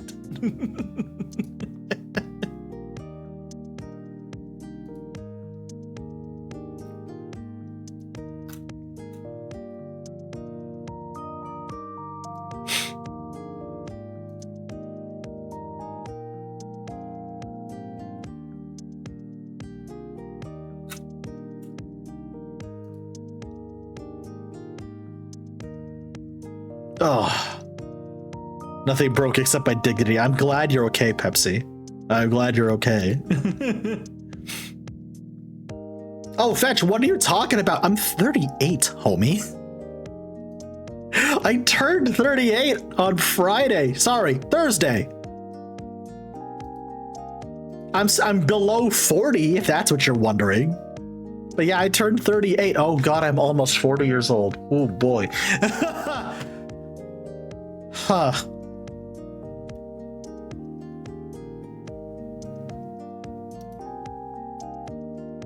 What's wrong with 40? Nothing's wrong with 40. It's just I'm almost 40, which is a big step for me. Don't worry about it. It's fine. I thought you were 27. Soul. I was 27 10 years ago. 11 years ago. I can math. I turned 38 on Thursday. I'm old.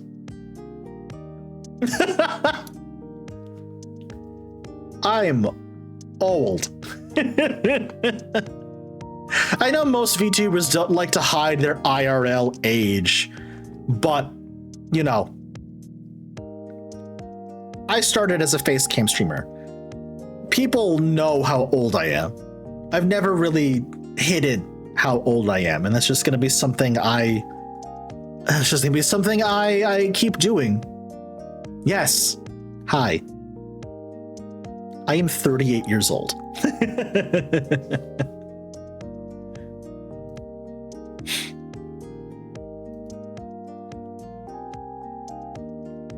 Why does nobody sound their age to me? I have an excuse for that, Soul. I definitely look and sound younger than I actually am. Asian genes. Asian genes. I am Filipino. So yeah.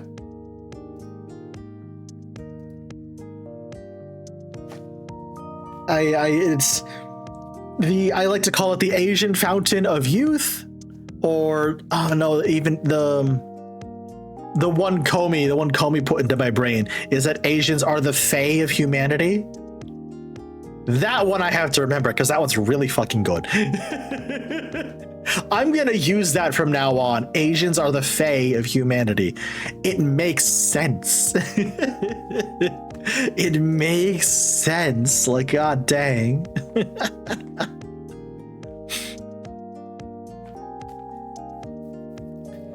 Oh my god. Chat. Okay. I am going to take a very quick break. Just want to give my wrist a break because it's really starting to hurt on me. I really need that wrist brace to get here sooner rather than later. But I also want to grab some more water because I'm out of water. So everybody stretch and hydrate. I'll see y'all in a few minutes. BRB.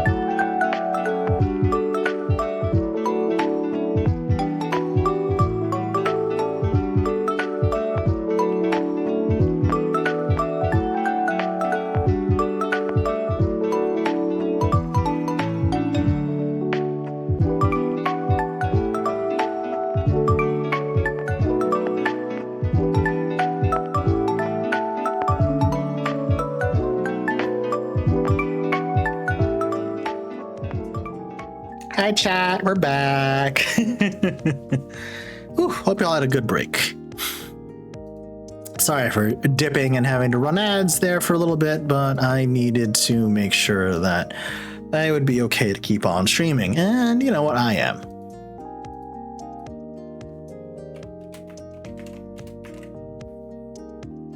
Ah, there we go. Let's see here. Oh, I did not set this up for the new layout, did I? Hold on. All right, I think I know where to set this up then. No, I'm okay, Tapper. It's just my, you know, I've spoken about how my wrist has started to bug me a little bit, and I am trying to be more diligent about giving myself breaks so my wrist doesn't hurt like it did at the end of debut stream.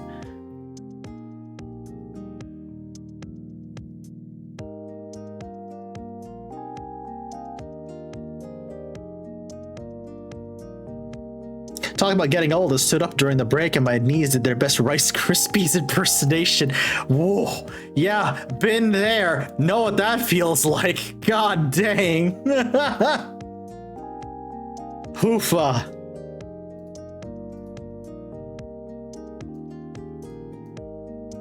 Let's see. If I do this, if I gently move you down this way, chat. And then I move myself over here. Oh gosh, I'm standing in front of the kobold pile. Sorry, y'all. Hold on. There you go. There you go. Okay, now here's the $1 million question.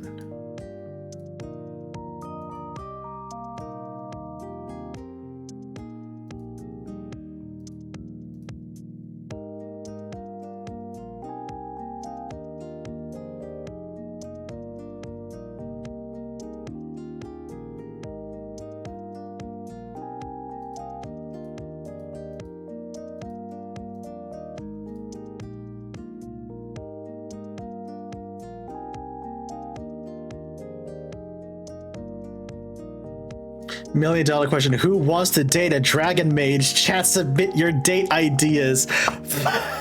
Knives! Knives, don't tempt chat like that. They're gonna actually do it. They're gonna actually do it, chat. Or Knives. Oh my god. Are we? Yeah. Now all I've got to do now. Yeah. Hey, chat. Yes. Chat, you know who we haven't watched in a little bit?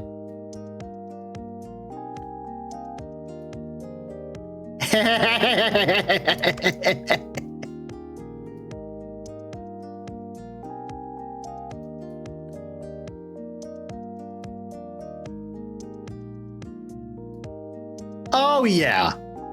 Oh yeah. Oh, thank God I returned exactly on time. Yes. Yes, you did. Yes, you did, R2. I need to just realize something. I need to make sure that audio is working as intended.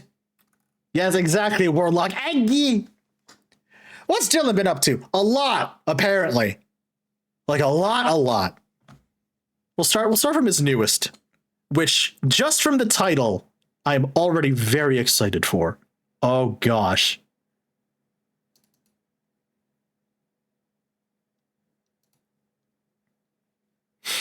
Banana fritters from 1896. We're going back in time today. Damn. Bananas were exotic affairs. Rather provocative. This book smells like a horse. Start with a cup of bread flour. Bread flour is like regular flour, but higher protein and more glutinous. 2 teaspoons of floof powder, a pinch of salt, and a tablespoon of powdered sugar. Quarter cup of get- moo juice, and in it goes. Next, force 3 bananas through a sieve. Do What? we need to do this? No, but this is the Boston Cooking School cookbook. Last I was about to say, you really don't need to do that. You can just mash them and they'll be fine. thing I need is the ghost of Fanny Merritt Farmer coming to farm my Fanny. You know, I've always wanted to shove a banana through a screen door. Thankful for this opportunity. Finally, a God. tablespoon of lemon juice. And combine. It smells really good, you know. We're gonna deep fry them. Oh. Come on. Such a wonderful book I'm reading. Scoop. Woohoo. Mmm. All right. Nice. Oh, those look good, chat. Those look really good. God damn. It's just beautiful.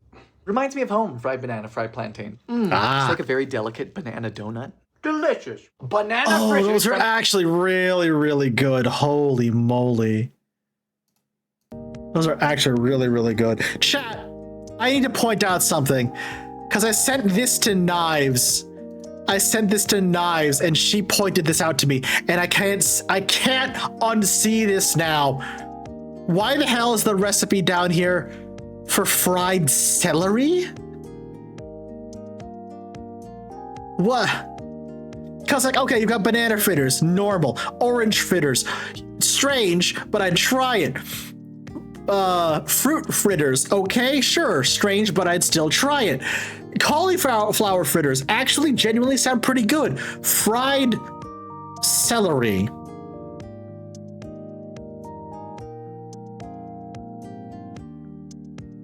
Why? Why?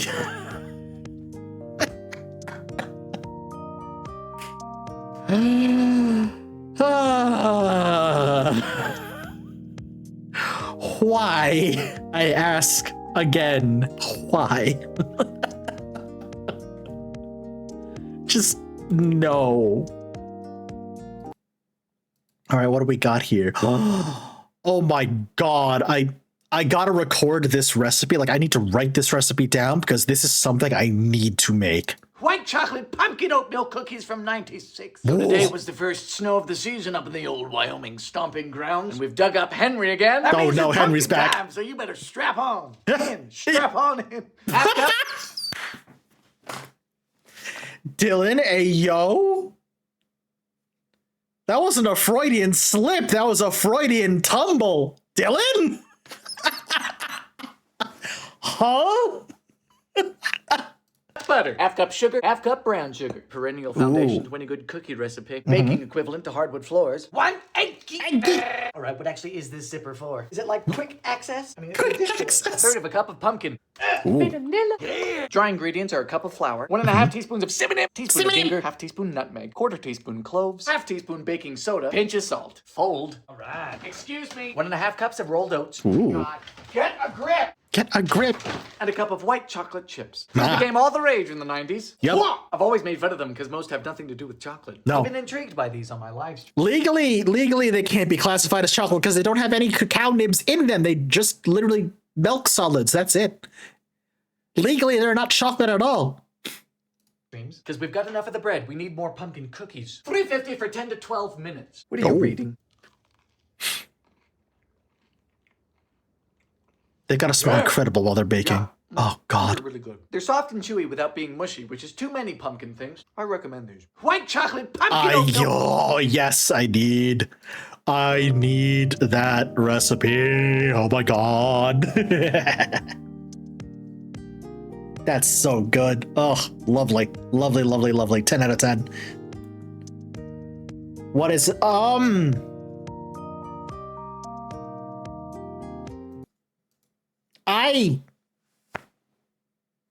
name alone, I'm worried.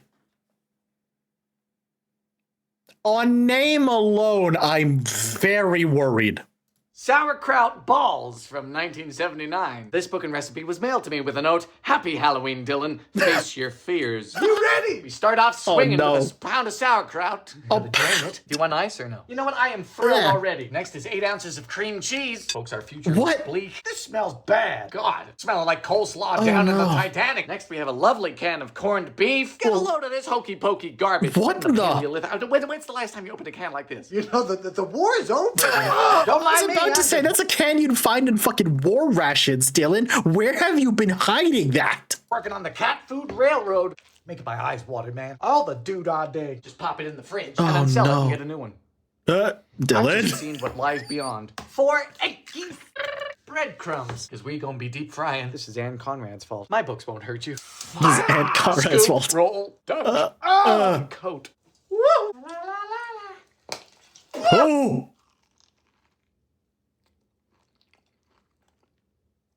Oh! What? Burning my mouth on some pickled Cabbage Patch taint. Warm salt and malice. Peter Piper picked his armpit. Essence waistband. Sauerkraut ball. Pickled, I'm sorry. The phrase pickled Cabbage Patch taint. Oh my god, Dylan. Wow, that look when he almost drank the sauerkraut water. Hold on, where, hang on. My books won't hurt you. Scoop, roll, dunk, and coat. Woo! Just pop it in the fridge and then sell it and get a new one.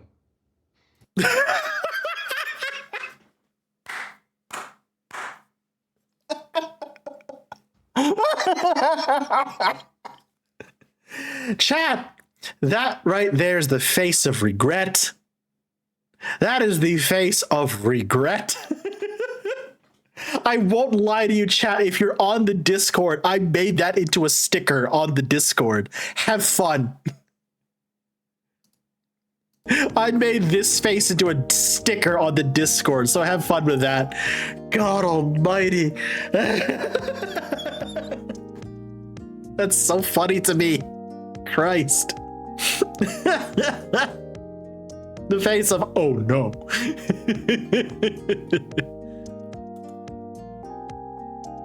When the abyss stares back, exactly. I did notice that, Fetch, yes. But why? There's a lot of balls going on right now. Boy, I could have phrased that better. Anyway. Anyway. Bourbon balls from 59. First, we crush the hopes and dreams out of a ½ pound of vanilla wafers. How many grams in a ½ pound? Half a pound is equal to 50 pence or 67 cents USD. Great. They call you the future. I like to put them in a baggie and roll them. Woo! Then we add in 2 tablespoons of powdered cocoa. Powdered cocoa. Plus a cup of powdered sugar. It smells so good already. Now we gotta force this through a sieve. It's rather labor intensive. I'm never doing this again. Next, we need a cup of pecans. If you don't like nuts, get over it. We're already committed to handling balls, for heaven's sake. Toast them. If you don't like nuts, get over it. We're already committed to handling balls, for heaven's sake.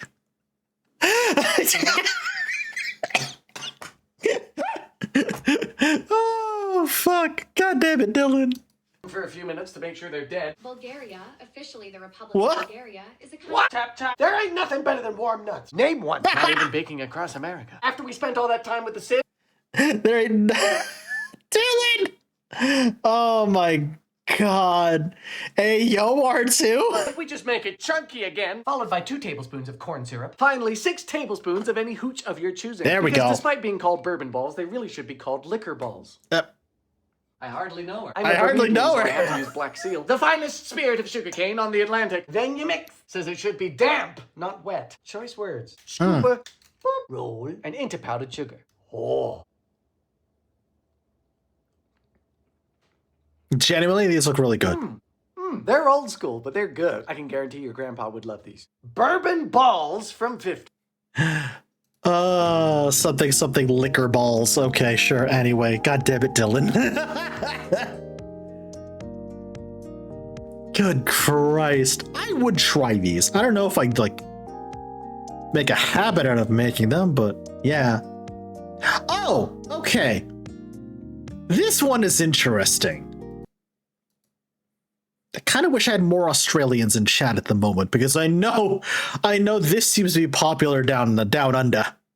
Fairy bread from 55. Legend has it in Australia and New Zealand that this slightly derogatory sounding confection is a delicacy. You start with a plain white sandwich bread. I'm using America's standard issue Wonder Bread. Oh, wonder because you wonder what's in it. You wonder what's in The it. bread. Margarine is also unacceptable. Take Unacceptable. the edges. Next, sprinkles. Yes. But listen up because this is crucial. You need these sprinkles. The little tiny hard balls that I think people get mammograms for. They cost them hundreds and thousands. These are called jimmies, every last one of them. Not a Henry in sight. They are bigger and kind of long and thin. My weakness. But not for fairy bread.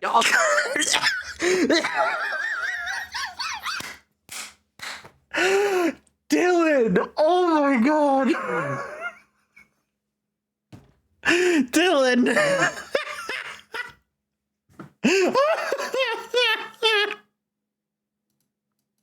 Weakness, but not for fairy bread. You also got dragées that look like little pearls. Hang on. Fairy bread. You also got dragées that look like jimmies, every last one of them. Not a Henry in sight. They are bigger and kind of long and thin. My weakness.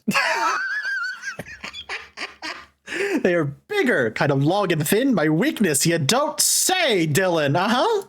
But not for fairy bread. You also got dragées that look like little pearls, but these are mostly used in weddings or bakeries that try and justify a $12 cupcake. We apply the hundreds and thousands directly to the bread. Have you ever dropped a container of these nonpareils? You have to sell the house. Feel like I'm gardening. Fairy bread goes as far back as the 1920s. Dylan, Oh, did they have wow. sprinkles back then? Yes, they were just in black and white. So just Two black and white. triangles. Shape is specified, so it must be important. And we are done. Mmm. How strange. This is kind of nice. That's a good crunch and a good taste. Which is surprising because these don't have a flavor. That's a good snack. Fairy bread from 55. Legend you know, has it in I'd try Australia that. and New Zealand. This I'd try that. At the very least, I would try that. Jimmy's are just the chocolate ones. The multicolored ones are the sprinkles. Oh! I didn't realize there was such a distinction between the two. God dang. Understood. Yes! As someone who has a ton of leftover zucchini in their freezer right now, this is the recipe for me. Oh my god. zucchini bread from 62. Why make a bread using zucchini, you say? Have you ever made the mistake of planting zucchini? Don't! You'll be besieged. So many. You could lose your house and your children. The phallic blitzkrieg. Cup and a half of flour. Wait, hold on. So many. You could lose your house and your children. The phallic blitzkrieg. The phallic blitzkrieg. What a phrase, Dylan. Oh my god, the phallic blitzkrieg. All right, homie. Cup and a half of flour. Half teaspoon of floof powder. And the same of the soda of the baking. Salt of pinch. Salt plus of pinch. Simonium. We'll never know how much. For the wet, we'll need a half cup of oil. I'm using corn oil because America. In the States, corn is everywhere. Corn is life. It's in your gas tank. 2 egg yolks. Half cup brown sugar. Half cup sugar. Whisking. Finally, 1 medium zucchini. This was sold to me as a medium, which means I am significantly disadvantaged. So, I'm sorry, if that's a medium, god damn. If that's a medium, I'd hate to see what large is. Christ. Anyway, we're moving on. Shredder in. But Dylan, that's a cheese grater. And you gotta stop wasting your money on gadgets. It's flawless. Oh, yeah. You know, in school, I was taught this was a courgette. Ooh, zucchini is so exotic. In goes the dry. The color's not great. And into a prepped loaf pan. Chunky. Ooh. $3.50 for Chunky. 45 to 50 minutes. Wow. Beautiful. You can let this cool on a rack or baking across America. Yeah, I fucking love zucchini bread. Oh, I need to make this like sooner rather than I've never later. done a plain one like this. The density and the texture is like banana bread. And it's more than just water. There's something special going on here. It's great. Zucchini bread from 62. Quote from his chocolate Why zucchini make a bread video, using more zucchini you than say? flour. Have you ever made the Exactly. Most zucchini recipes are like that. I've got a recipe for zucchini pancakes that's basically like that as well. But yeah, I still have a bag of zucchini that I quartered up from over the summer because my cousin, she has been growing zucchini, and like, hold on a moment, because I need to find this photo. I need to find this photo again because I need to show you the size of the zucchini that my cousin gave me. And like, genuinely, I do not know what she's feeding these goddamn things.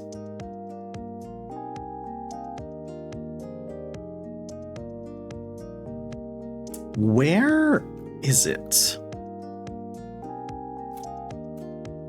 Oh, you know what? Hold on. I know where to search through. Hang on a moment. Ow.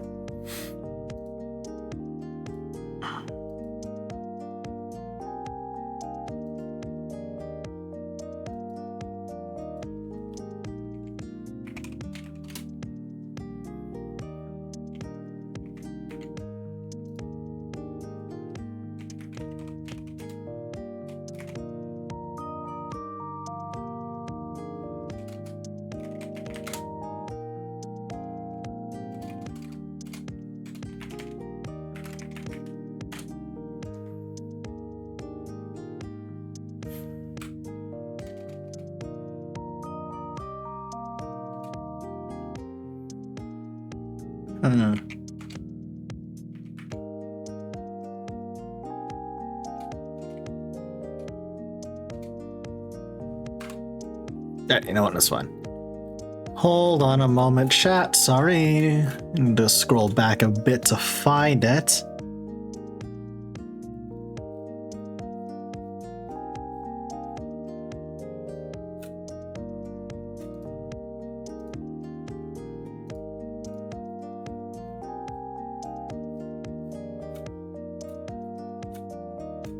Because this was all the way back, I think August or so.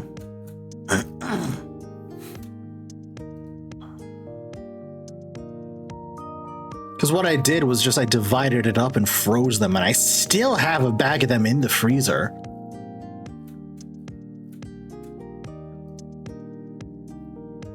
Because like it was that many. And I know you're probably wondering, Chef, how many zucchinis did your cousin give you? She only gave me one. She only gave me one, but it was fucking massive. I know they're in here somewhere. Hold on a second. I am looking.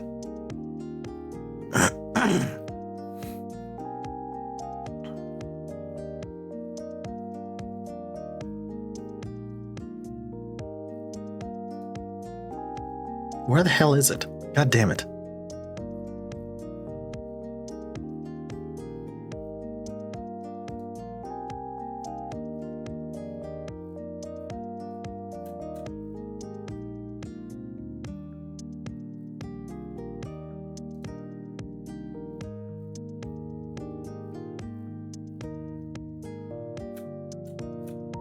Okay, you know what? Would it be faster if I just searched through? See, they're not supposed to be. And yet they definitely do grow that large. Because goddamn.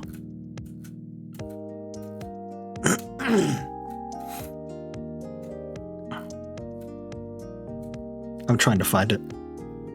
I know it exists, chat. Just give me a moment. I need to remember where I saved the goddamn thing.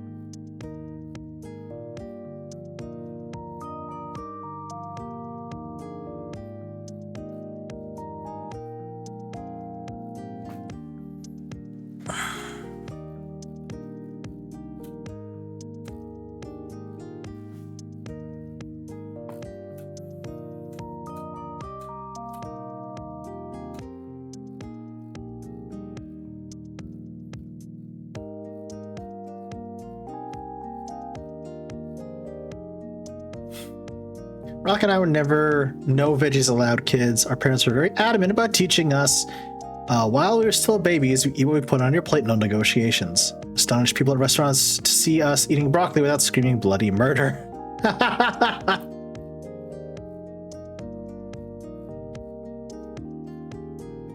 Frickin'.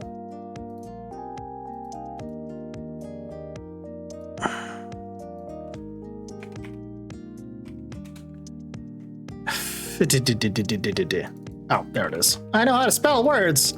Thank you, chat. Ah, there it is. Okay. It was in September. It wasn't over the summer. Fucking A. Yeah. Chat. A moment. One moment. Because I need to show this to you.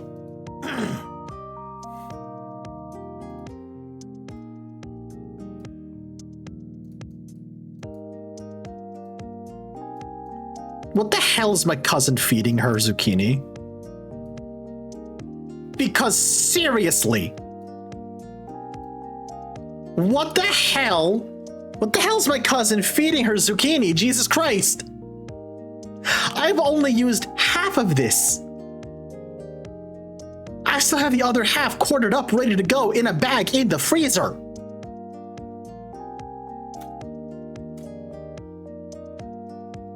Good soil / moisture draw. That's gotta be it, Knives, yeah. I thought that was a watermelon. No, it is not Pepsi. But yeah, I'm gonna turn this into zucchini bread. And I still probably gonna have some left over, god damn. Which means I should probably pull that out of the the freezer so it's got time to defrost on me. Because holy crap.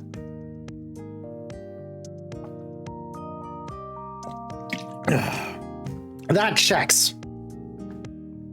That checks out, Tapper, yeah. No wonder they make Dylan feel insignificant. Uh-huh. What do we got here?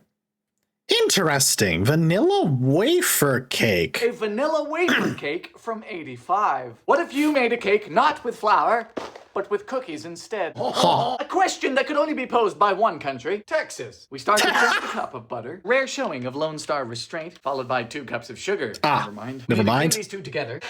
Creaming with electronic assistance is nothing to be ashamed of. Beat in 6 eggies. 6 eggies. One by one. Done! Now for 12 ounces of vanilla wafers. We got a food processor to pulse these to a powder. I love these things. They're like blenders that don't complain. Blender, it's too wet, it's too thick, it's too dry. Whoops! You'd think they'd unionized. Then alternate adding the crumbs with a half cup of mojos. I'm starting to like where this is going. We'll be using a bunt, which means we need to be very careful. Everything wants to stick in a bunt. Butter it up like crazy. Explore every ridge, every valley. Don't forget the shaft either. Damn, Dylan, okay.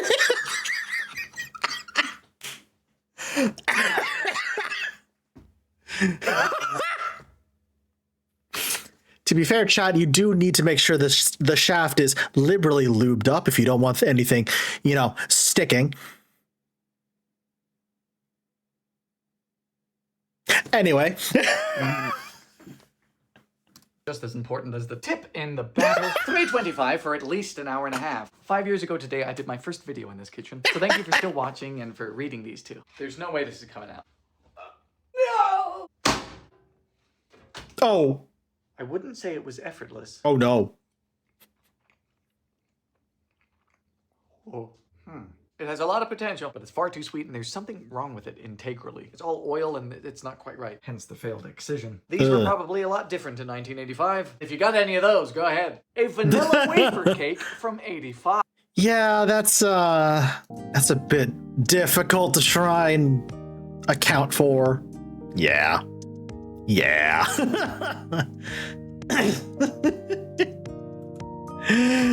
God. Funeral. Okay. I don't know why these are called funeral potatoes, but once again, this is a recipe I'd try. Funeral potatoes from 74. Last week, one of you told me I needed to make this, and I took that as a threat. There's Funeral a threat. potatoes, knuckle sandwiches, America is confusing. Our tale begins with 16 ounces of sour cream. Fabled weapon rumored to soil the britches of thousands of lactose-wary Westerners. Oh! Now for a can of cream of chicken soup. Do you know how they cream chickens? It's those that don't make it across the road. Don't make it across the road. Cheddar.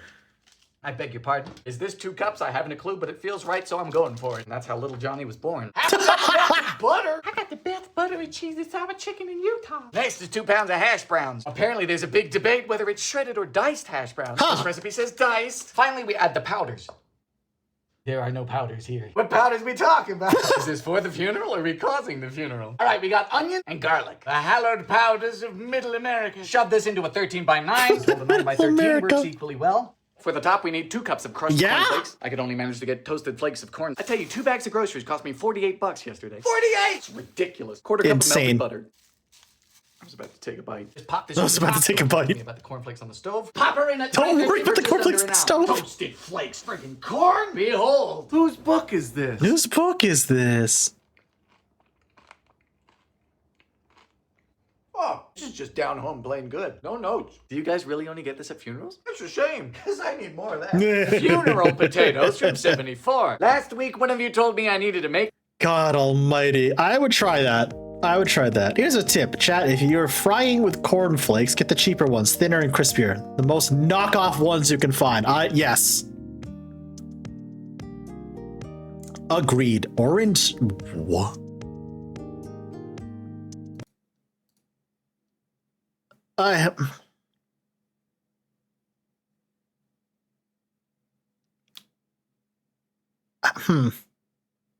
I worry about this one. An orange sherbet salad from 81. Are you looking for a salad colored like a highlighter? Well, Gillette, Wyoming has a recipe for you. It starts with 6 ounces of orange Jell-O, my favorite vegetable. You say, Dylan, you're doing a lot of Jell-O lately. Do you scold the sculptor for using his chisel? In goes a cup of boiling water. He's strong. Next up, we blend in a mixer with orange sherbet. What? Blend in orange sherbet with a mixer. We need a pint. 2 cups to a pint, 2 pints to a quart, 4 quarts to a gallon. Bam! Yeah! That's them salad air quotes. Dylan, exactly. Is sherbet like sorbet? No, sorbet has no dairy. So sherbet has dairy? Yes. So what's the difference between sherbet and ice cream? You're asking too many questions. You're gonna displease the sherbet council. You don't want an inquisition. Folding in a tub of Cool Whip. Becoming creamy. Finally, 11 ounces of mandarin oranges. Technically, these aren't oranges. They are a distinct citrus. They are. I mean, it is fluffy. Good night. It's done. Whoa. Oh, just straight up an orange dreamsicle. But it's formless and big goop. Big goop. Sweet goop. I'm trying to find a Jell-O salad which is undeniably pleasant. If you know any, tell me. At least this one's halfway decent. It's a good one. Amazing. You know? That's me. An orange sherbet salad from 81. I left for a while, watched some of your YouTube videos, and you were reacting to Dylan, and I returned to you reacting to Dylan. Yeah, good timing on that, Zach. Good timing on that. Hi, Kenny. How are you? Hi. I know it's not your username, but because I'm so wrestle-pilled, every time I do see your username, my brain wants to go Kenny Omega. That's just me. I'm sorry. Sherbet is 1 to 3% milk fat ice cream, minimum 10% milk fat. Thank you, Knives. Oh my gosh. All right, what? Oh.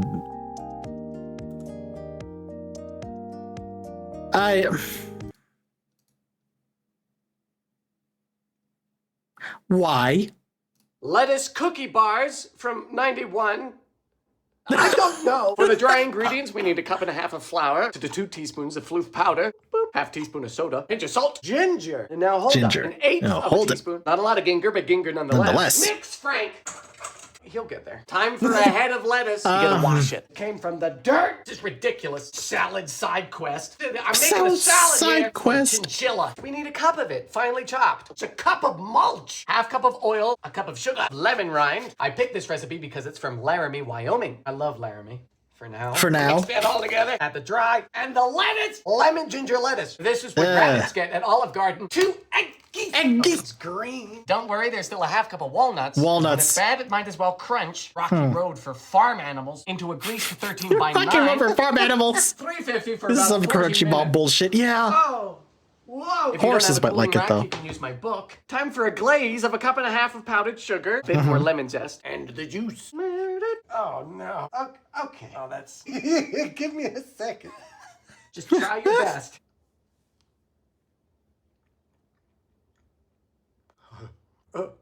They're verdant. Verdant. Arboreal. Tastes like Frank. Arboreal. Notes of moss and roughage. It is such a bad idea. Yeah. Look at this. Thank you No. so much. That, Lettuce cookie bar. That texture cannot be good at all. It's cool as Stan Kenny Omega. Hell yeah. Hell yeah. Laramie is fine until I can't escape for 6 months because I-80's closed. Oh no. Hi Blizzard. Yeah, we're watching more Dylan. We're watching more Dylan. Oh no. Chat, I have to reiterate once again. Dylan has gone on record saying that this is the worst recipe he has ever made, ever. And you're about to see why.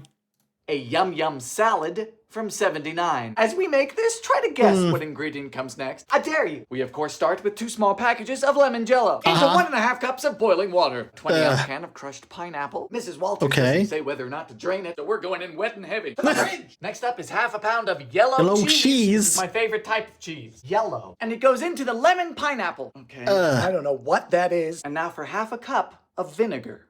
What? No. And I say again, no. Oh my God. I have questions I don't want the answers to. You think I'm making this up? I'm dead serious. Look, do you realize how much this is? That's a lot of vinegar. This is just premeditated. A pinch of salt. You whip up a cup of cream. Oh. And then folding all together. Oh. There's of course one more finishing touch. Pickles. Pickles.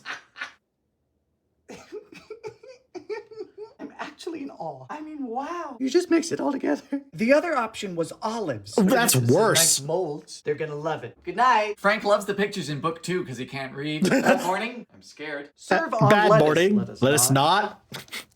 Oh.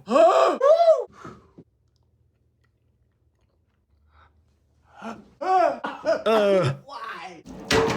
Oh. I mean, it tastes like a pathogen. Like bad. I don't know what was going on in St. Louis.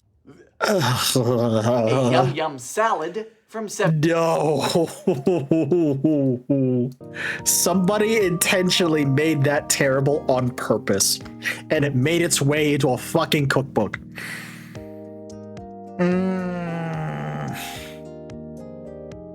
No. Just no. You know what? I have a theory. What's your theory, Knives? What do you got? What's your theory of why so many recipes was actively terrible? Everyone smoked actively. You know what? That checks. That I can see that. Yeah. So someone in the comments of the Yum Yum Salad video saying it might have been intentionally bad because some of the things, something like families in ye olden days given recipes that were intentionally bad to people that don't like. Oh, you know what? I can see that also. Ugh. Oh, chat. Okay. Unironically, I made this and it's genuinely kind of fucking good. A tater tot casserole from 72. I've heard legends about It's this thing. genuinely really good. Onion. Frank doesn't like onions. I'm gonna come clean about something. I have never sharpened a knife in my life. Never. I mean, I've got... Dylan! Please! As a former chef, that hurts me. Chat.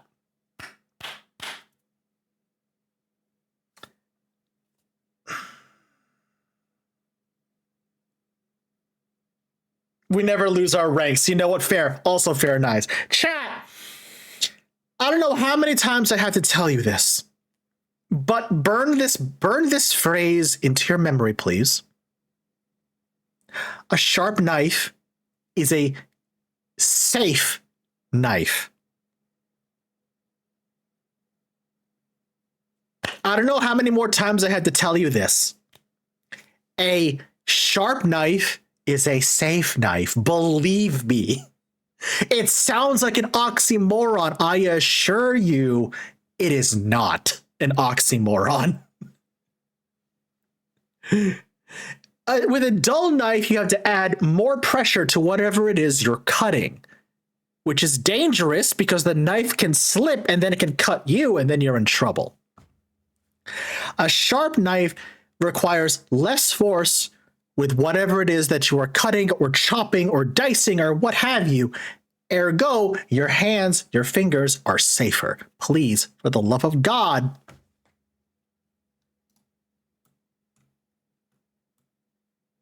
sharpen your fucking knives. I zoomed in for that, so you know I'm being serious. Sharpen your fucking knives. Oh, God. Dylan, you worry me sometimes, homie. Sharper rulers. Next up is 2 pounds of ground chuck. If you don't know any chucks, you can use beef. My therapist told me to take more risks, so I got that clearance manager's special discount beef. 30% off! Fire! Here goes the onion! We brown the beef. What do we do if it's started brown? A good bit of salt and pepper. Drain 16 ounces of canned peas and carrots. This stuff takes me back. Canned peas! We don't know what they are, but they're not green. To a casserole dish, we start with half of the beef and onions, half of the veggies, 10 ounces of cream of mushroom soup. Repeat the beef, veggies, and another cream of mushroom soup. Why is this in every casserole? You know, this looks pretty Don't worry about awful. It. And finally, frozen tater tots. There it Apparently, is. I can't just dump on the tater tots. I have to line them up like some sort of Napoleonic battalion. Last one. Yeah! It's like a reward. $3.75 for 45 minutes. 3 questions. What is the right soup? This says mushroom. This one says cream of chicken. And is it tater tot casserole or tater tot hot dish? They are identical. They are identical. My second child yet. He's heavy. So is this. It smells good. Genuinely, chat, I've made this. It's kind of good.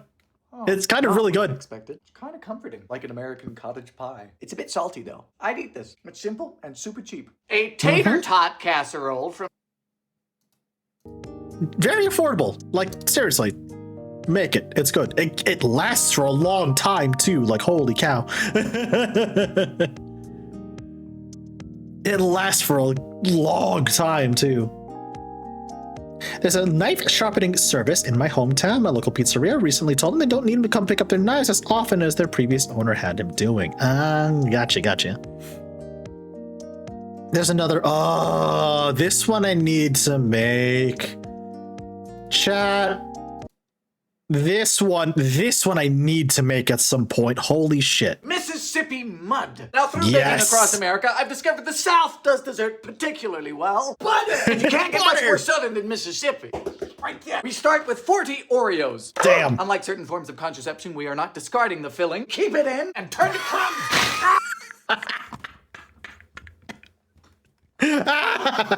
God damn it, Dylan. Melt 3/4 cup of butter. Fire! And mix with the crumbs. Butter! Press this into a 9x13. Grease your pan if you want, but there's so much butter, it should be okay. Bake for 8 minutes at 350. Done! The filling is half a cup of cocoa, a cup of melted butter. That is a beautiful smell. Now we let that cool a bit while we beat 4 eggs. I'm now broke. Oh no. Whisk. In goes 1 3/4 cups of sugar, a salt a pinch, and some salt a pinch. 1.5 cups of flour, 2 cups of pecans. Love a good nut. This is a good nut. We smooth over the crust. Now there's many ways to make Mississippi mud. You got pies, you got cakes, you got puddings. But this is my recipe for the best of them all. 350 for about 40 minutes. During the last 5 minutes, you're going to sprinkle on 3 cups of mini marshmallows. Carefully. I'm going to show you something. Don't tell on me. While that cools fast, that means 4 cups of powdered sugar, 1/3 cup of cocoa, 2/3 of a cup of evaporated milk. You whisk it all in before a final half cup of melted butter. Layer on thick. It's such a healthy and light dessert. Let this cool. Oh my goodness. Part of me wants to bring this as like dessert for Thanksgiving this year. Thrilling. Guilty of 1 or 2 nutritional felonies. It's gonna knock out so many of my relatives. Mississippi. God almighty. 2 1/4 cups of butter brownie cake thing. Yes, I counted. It's gonna eat little Johnny into orbit. Where is Johnny? Johnny is gone. Send your god tier cake. Short thank you. Knives, appreciate it. Ryuga, have you gone baking across America? I have, yes. I have like 3 really good really, really good cookbooks now, mostly thanks to y'all.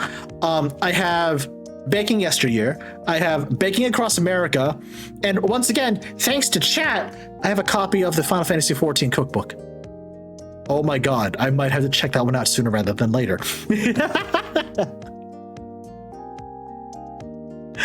Oh my god. Do not really like milk or dark chocolate. Oh no, Zach, I'm sorry to hear that. Chat! I need to BRB once again. Get some more water, probably also get some snacks as well. Now that I think about it, I could use some snacks at the moment. Gee, I wonder why. I will see y'all in a few minutes. Bye for now.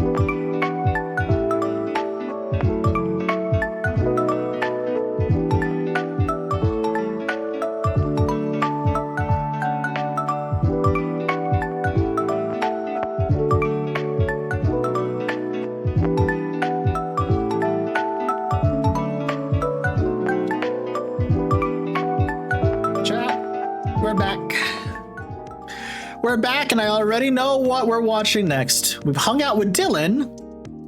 Why don't we chill with Max for a bit now? How's that sound? In history had a Count Dracula, the most famous vampire in history, had a really monotonous diet. After all, he hated garlic, and he couldn't even enjoy a glass of wine. I never drink. Why? No, the poor guy had nothing to look forward to but the blood of his victims. Very boring. Fortunately for me, I am not a vampire, so I can enjoy both the food and the drink that are mentioned in Bram Stoker's 19th century novel, Dracula. Yeah. Like this 1890 recipe for paprika hendel, or chicken paprikash. Oh, that looks thank you to so Factor for fucking sponsoring good. this video Hello? As I make the paprika hendel from Bram Stoker's Dracula. That looks This so time on good. Tasting History. God damn. Yeah, the Zubat. I saw the Zubat. Very appropriate. In 1897, the Irish author Bram Stoker published the Gothic novel Dracula.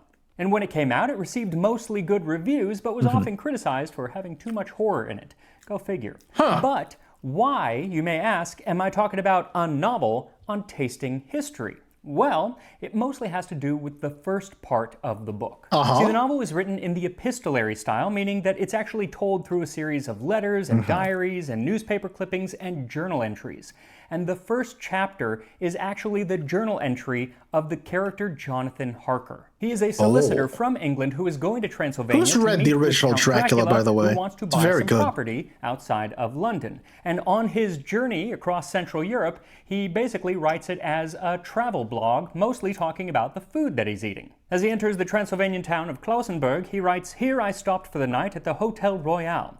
I had for dinner, or rather supper, a chicken done up some way with red pepper, which was very good, but thirsty. Memoranda, get recipe for Mina." I asked the waiter, and he said it was called paprika hendel, and that, as it was a national dish, I should be able to get it anywhere along the Carpathians.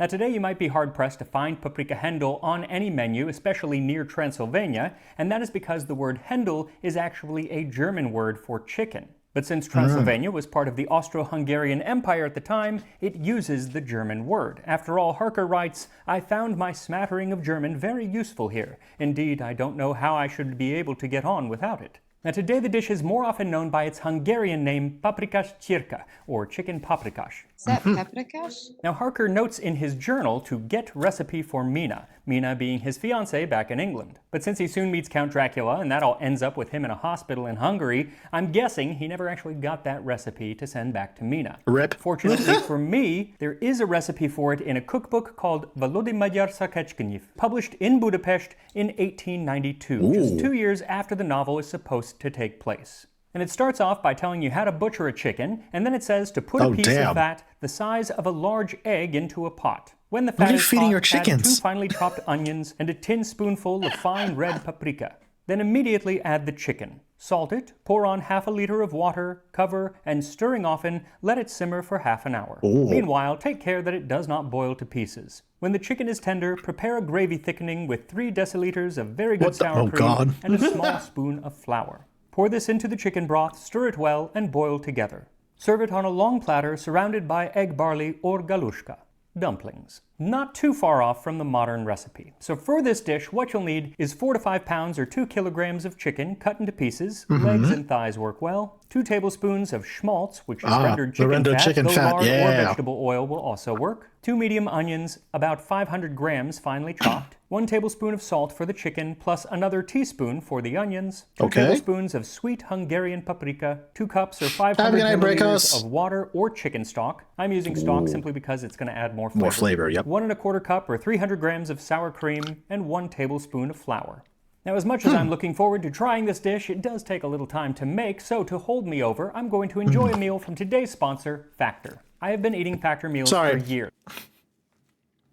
I had to get something to munch on, and I toasted up, or I warmed up rather, a couple of slices of, unsurprisingly, peanut butter bread, because it's one of my favorite dishes of Dylan's to make these days. But I added something to it. I added a little swirl of Nutella before I threw it in the oven to bake. And let me tell you, chat, oh my God, it's fucking delicious. Ooh. By patting your chicken dry and seasoning it with the tablespoon of salt. Then set it aside while you add the schmaltz or other fat to a large pot and heat it over medium-high heat. Once it's hot and glistening, add in the onions and sprinkle with the other teaspoon of salt. Then toss the onions to coat them in the oil and let them cook for 10 minutes or until they're soft and golden. Then remove the pot from the heat and sprinkle in the paprika. And you want to have it off the heat so the paprika doesn't burn as you mix it in with the onions.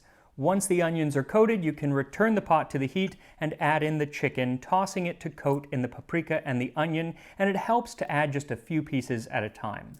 Let the chicken cook for just a few minutes to get some color, turning it every minute or so, and then pour in the water or the chicken stock and let it come to a simmer. Month will be done this nightmare class. Hell yeah, nice, let's go. And cover the pot and simmer for 30 minutes, stirring every 10 minutes or so.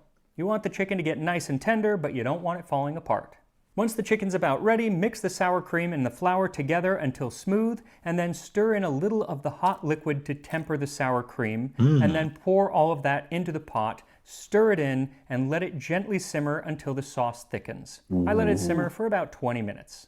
And even when it's done, you want to leave it on the stove on the lowest setting just to leave it to warm and have all of the flavors come together. It really helps. And you can use that time to make your galushka, or your dumplings that this dish is typically served with.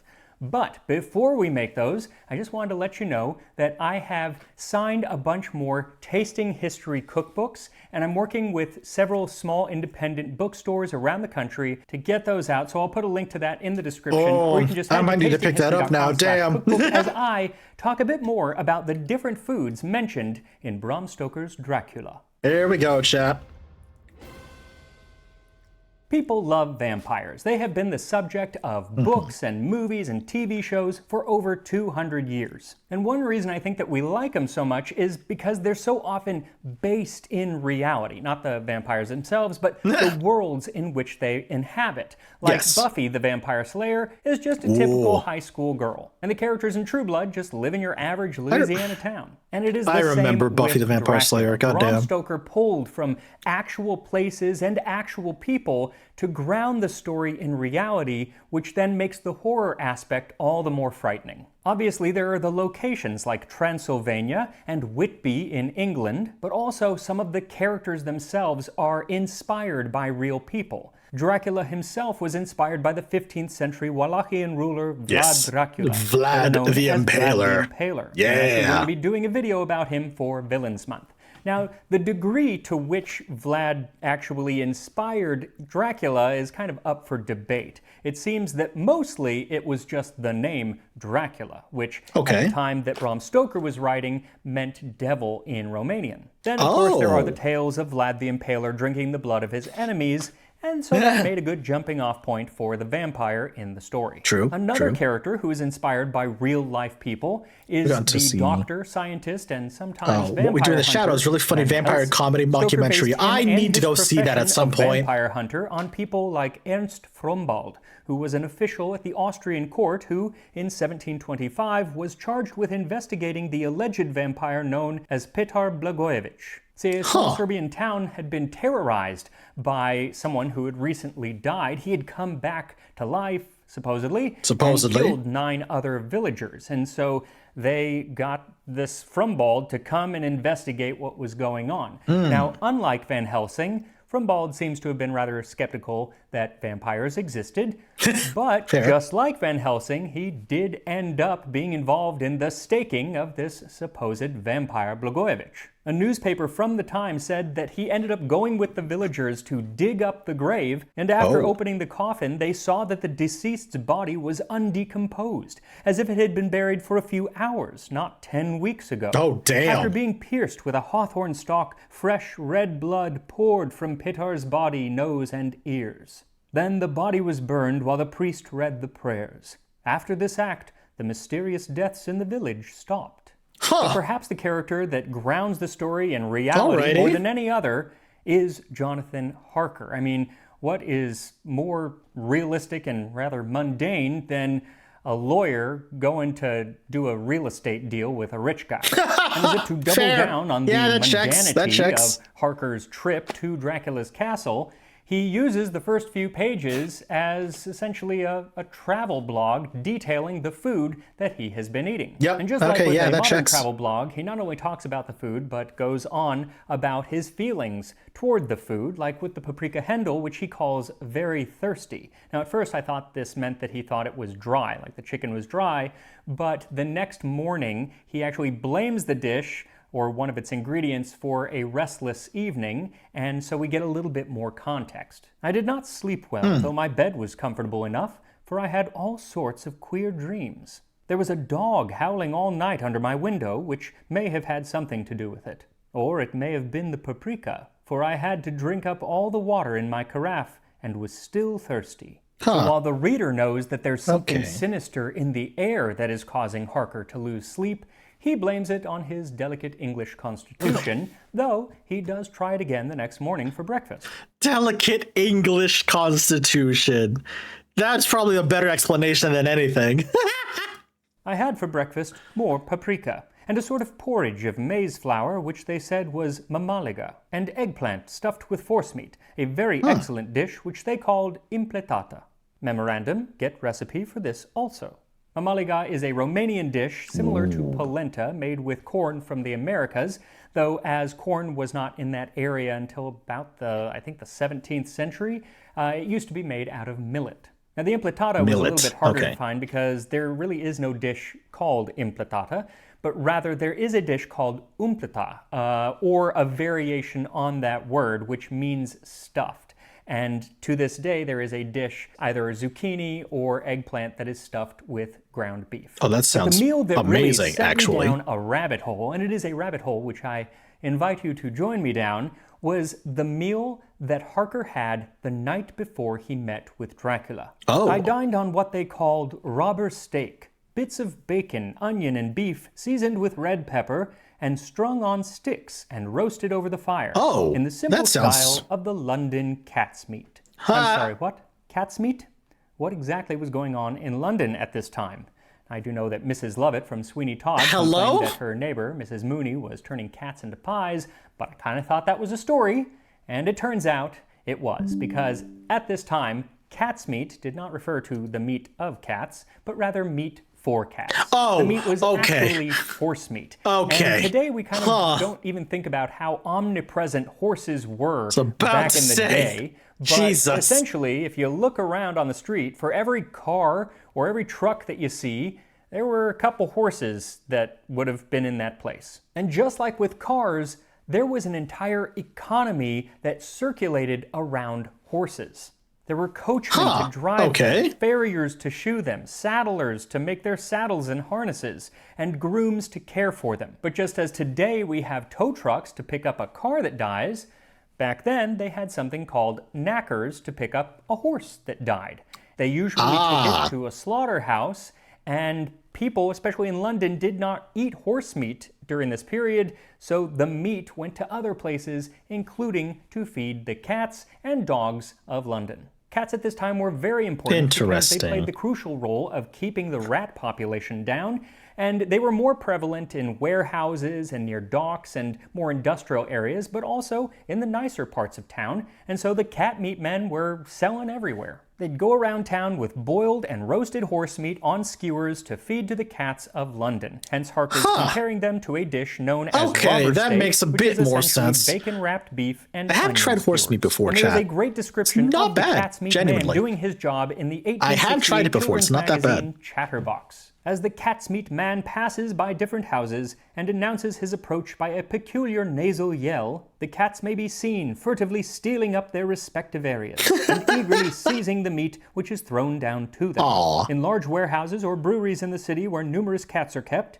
feeding time is a scene almost worthy of the zoological gardens. Oh my goodness. So fond are our London cats of this meat that after being long accustomed to it, they turn away with a well-bred disgust when anything else is offered to them as a substitute. Amazing. Now, like I said, I really fell down the rabbit hole with this subject, and I am not at the bottom yet because I found a little tidbit of interesting history about a particular cat's meat man, or rather cat's meat woman, that just Kind of ties in perfectly with the whole horror theme of this episode. Really? Her name was Harriet Hardiman, and she ran a cat's meat shop with her son on the ground floor of 29 Hanbury Street. Okay. In September of 1888, she gave an interview about something horrible that had happened on the premises. I went to bed on Friday night at 10:30. I was awakened by the trampling through the passage at about 6 o'clock. My son was asleep, and I told him to go to the back as I thought there was a fire. He returned and said that a woman had been killed in the yard. What? I did not go out of my room. The woman in question was Annie Chapman, the second known victim of Jack. Oh shit! Annie Chapman, the Annie Chapman, a confirmed victim of Jack the Ripper. Oh damn! That's genuinely kind of freaky. Oh shit. Imagine being that close to Jack the Ripper. Oh my god. Jack the Ripper. Like I said, I really fell down the rabbit hole, and I totally think it was worth it because I've always been fascinated with Jack the Ripper, and just what an interesting little historic tidbit there. Yo. Anyway, I digress. Back to the rules of Dracula. Now, Jonathan Harker mentions several different drinks that he enjoys on his journey. One is a wine called Golden Mediash, which was named after the I totally get that, Knives. Yeah. And another drink is offered to him on the coach ride up to Dracula's castle. The rather creepy coachman tells him, "The night is chill, mine Herr, and my master the Count bade me take all care of you. There is a flask of Slivovitz, the plum brandy of the country, underneath the seat, if you should require it." I did not take any, but it was a comfort to know it was there all the same. And I actually got some of this Slivovitz, and they started selling it in 1894, this brand, so it would have been around when the book was written. So I wanted to try it. Here we go. Oh, interesting. That's going to put hair on your chest. Does not taste like plum, I can tell you that. That is a strong brandy. But it's actually kind of nice. There is a sweetness to it. I find it, there is a sweetness that isn't there with like a grape or an apple brandy, but it's really strong. Anyway, the last drink that Harker mentions is a wine that is served to him just before he is actually accosted by 3 vampires in Dracula's castle, and it is served to him by Count Dracula himself. The Count himself came forward and took off the cover of a dish, and I fell to at once on an excellent roast chicken. This with some cheese and salad, and a bottle of Old Tokai, of which I had 2 glasses, was my supper. It is strange that as yet I have not seen the Count eat or drink. He must be a very peculiar man. Peculiar indeed. Peculiar now, indeed. Exactly what this wine was is hard to say, but it would have come from the Tokai region of Hungary and Slovakia. They make all sorts of wine, but they're most famous for their sweet white wines and their really sweet dessert wines, usually called Royal Tokai or Imperial Tokai. But I figured I would get this sweet white to drink with my paprika hendel. That sounds really good, actually. Or rather eat after I make the galushka. You need the galushka, for this recipe, which also comes from the Hi, 1890 buddy. How cookbook, are ya? what you'll need is 3 eggs, 2.5 cups or 300 grams of flour, 1 teaspoon of salt, 3 tablespoons Get you a or shout out 45 real grams fast. of melted butter, plus a little bit more for coating the finished dumplings, and a half cup or 120 milliliters of milk. Start by whisking the eggs in a large bowl until they're smooth, and then add in the flour, salt, and melted butter, and mix it until it starts to form a dough. Then add in the milk just a little bit at a time until you have what you might think of as a very stiff pancake batter. Once it's ready, bring the pot of water to a boil, and then you can make the dumplings either with a dedicated galushka maker, or you can use a cheese grater or just pinch off little pieces. With the maker, though, you just put the batter in the top and then scrape it across the holes. Oh, that's really drip neat. off into little bits. Do just a bit at a time, and after a few seconds they will float to the top, then let them continue to boil for about another 45 seconds, and then use a strainer to take them out of the pot and put them in a bowl, and pour a little bit of the melted butter over them and toss just to keep them from sticking together. Once they're done, you can dish them up along with the chicken and plenty of the sauce. And here we are, the paprika That handle, looks or so chicken good. paprikash Oh my from Bram God. Stoker's Dracula. This has to be one of the best smelling dishes that I have ever made in this house. The whole house smells so good. Yeah, just by the scent you should make this, but I'm gonna try it. Hell yeah.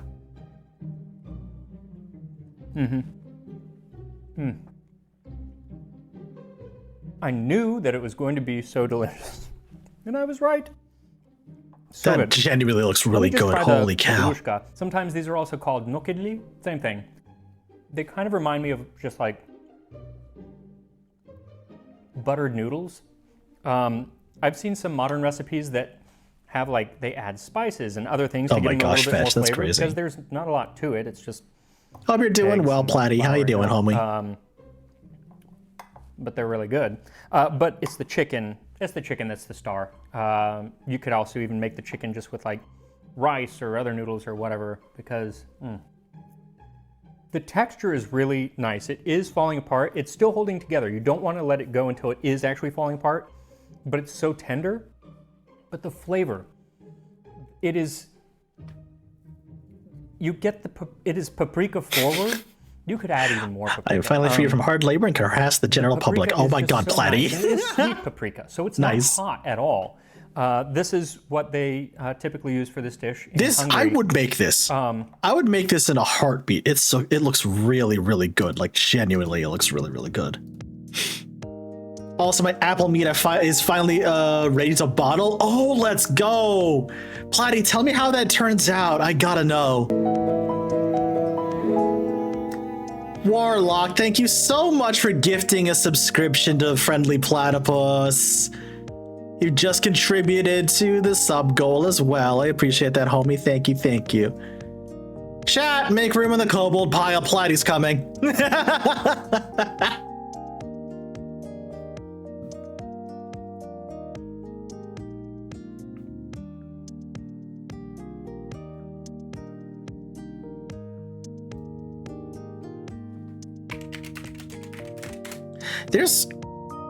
There's an episode of not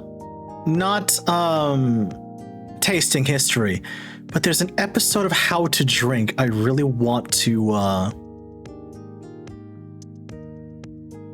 chat, or I really want to show you, chat, because this one's like super interesting to me.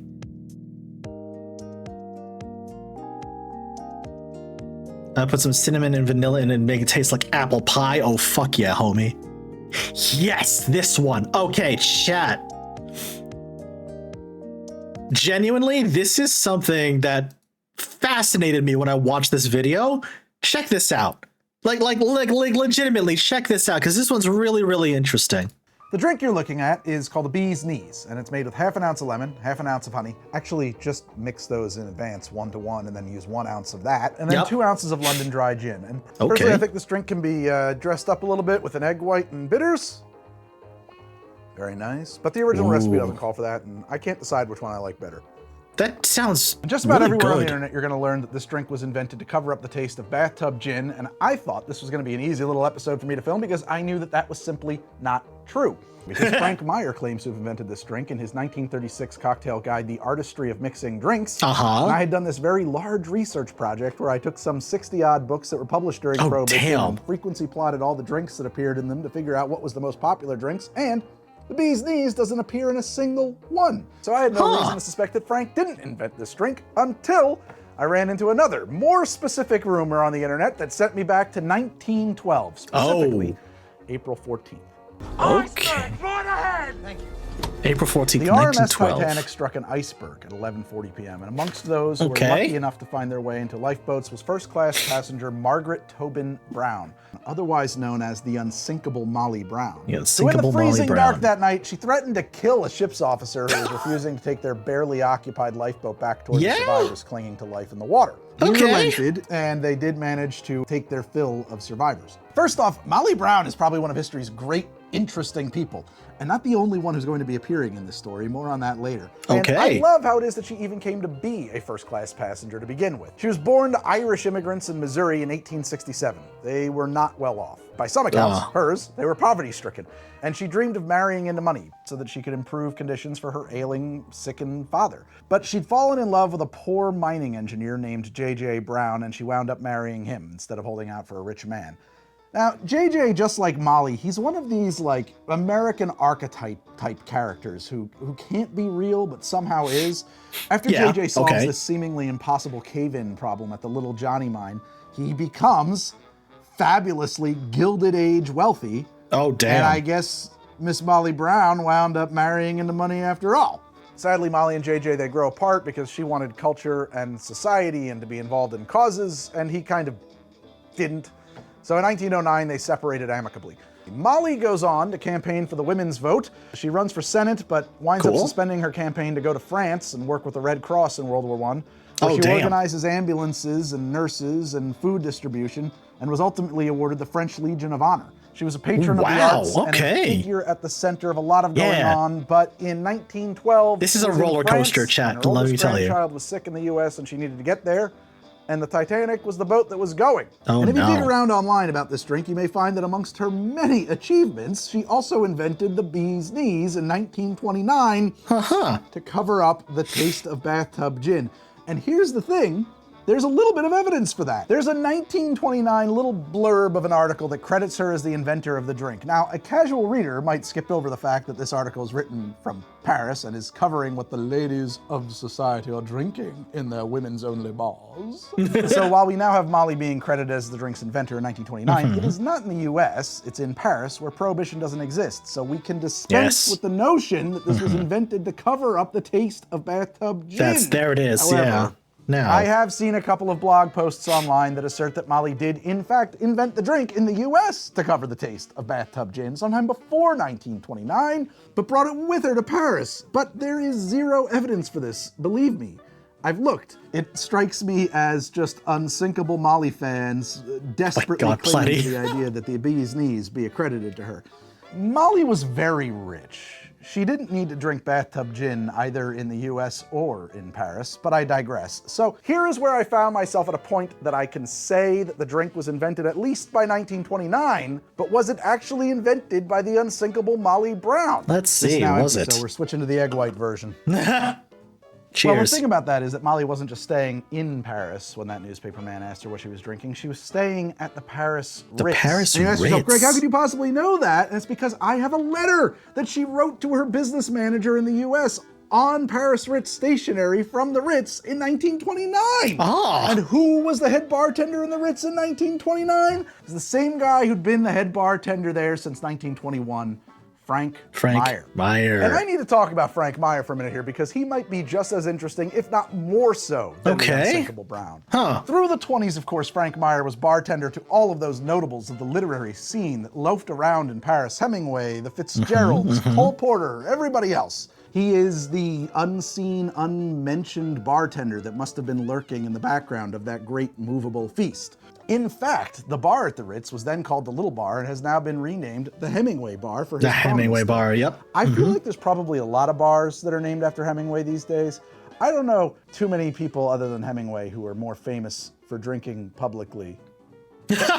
But while those bright young things moved on, Frank stayed right through Nazi occupation when the Luftwaffe High Command, including Hermann Goering himself, used the Ritz as their personal residence and headquarters. Meyer is an Austrian of Jewish descent and since 1921 a Frenchman. He is not a Nazi. He's aiding the resistance from Luftwaffe headquarters in Paris from right under their noses. Like some kind of a real-life Rick Blaine, he was the guy who could get really you fucking the papers cool. you needed to get out of Paris if you had to skedaddle. He kept his ears open while he poured champagne for Goering and took notes. He acted as a courier for both the French and German resistance. According to historian and author that's Pilar really Mazzeo, fucking cool. I apologize if I got that name wrong, he was very likely involved in the Valkyrie plot to kill Hitler. But all of that is later, and not really part of the story of this drink. The bee's knees, the drink that Frank Meyer claimed to invent in 1936 in his Artistry of Cocktails, but which was really invented by Molly Brown in 1929, right? But first, Oh, look at that. There's another drink in my Oh, hand. look at I felt that. like I needed to get another honey-type drink in here, and while there is a drink called a Gold Rush, that's really just a bee's knees that's made with whiskey instead of gin. Instead, I came up with this in kind of looking for a bee's knees old-fashioned hybrid. So you build it over a big cube, half an ounce of 3-to-1 honey mix, 2 ounces of apple brandy or applejack, a dash of maraschino, a dash of Angostura bitters, stir it, and garnish it with a twist of lemon. Oh, that sounds I good. recently did an episode on how to make big clear blocks of ice like is in this drink. And in that episode, I reviewed a Claris ice maker. People at Claris saw that episode and they asked me to take a look at their new mini model, which makes 2 ice cubes instead of 4 in just about 12 hours with a single button, simple operation, and is quieter, costs $2.99 instead of $5.49. And look, it makes great, beautiful ice. Ooh. If you want to pick up one for yourself, go to craftclaris.com. And Oh, that thank you, looks Claris, for sexy. sponsoring this episode. Fucking A. It's delicious, and I love it, and I need to get back to the actual origin of the bee's knees. But if you're like me right about now, you're wondering if the drink got its name from the expression, the bee's knees, or if the expression came about because the drink was just so darn good. Okay, Well, let me tell so you, what's the I did difference? an incredibly deep dive into old newspapers, Oh, and I God. have the answer. The very first use of the phrase that I could find is in the Thursday, September 5th, 1901 edition. 1901? of the Fall River Daily Globe, in a kind of blotter Huh. column they called the East End Echoes. Facts and incidents as reported and rumored in Flint Village. Apparently, a plate glass window at Holden and Hindle's store sometime around 11:15 at night was broken by George Borden of Westport, a My vendor word. of watercress, bee's knees, clams' ankles, etc. So in its very Chef, original chef's their usage, cocktail it meant you've something made while like we're the talking about bric-a-brac drink. and maybe Okay. who cares what? And Pausing this for a second. There is a cocktail I've made, and I've made it mostly during the fall. You know, the fall/early winter time, and it's actually probably one of my favorite cocktails I have personally ever workshopped. So, it's a little bit of bourbon of any kind, a little bit of what was the name of it? Was it?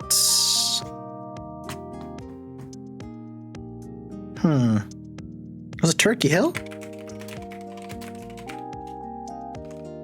Is it Turkey Hill apple cider? No.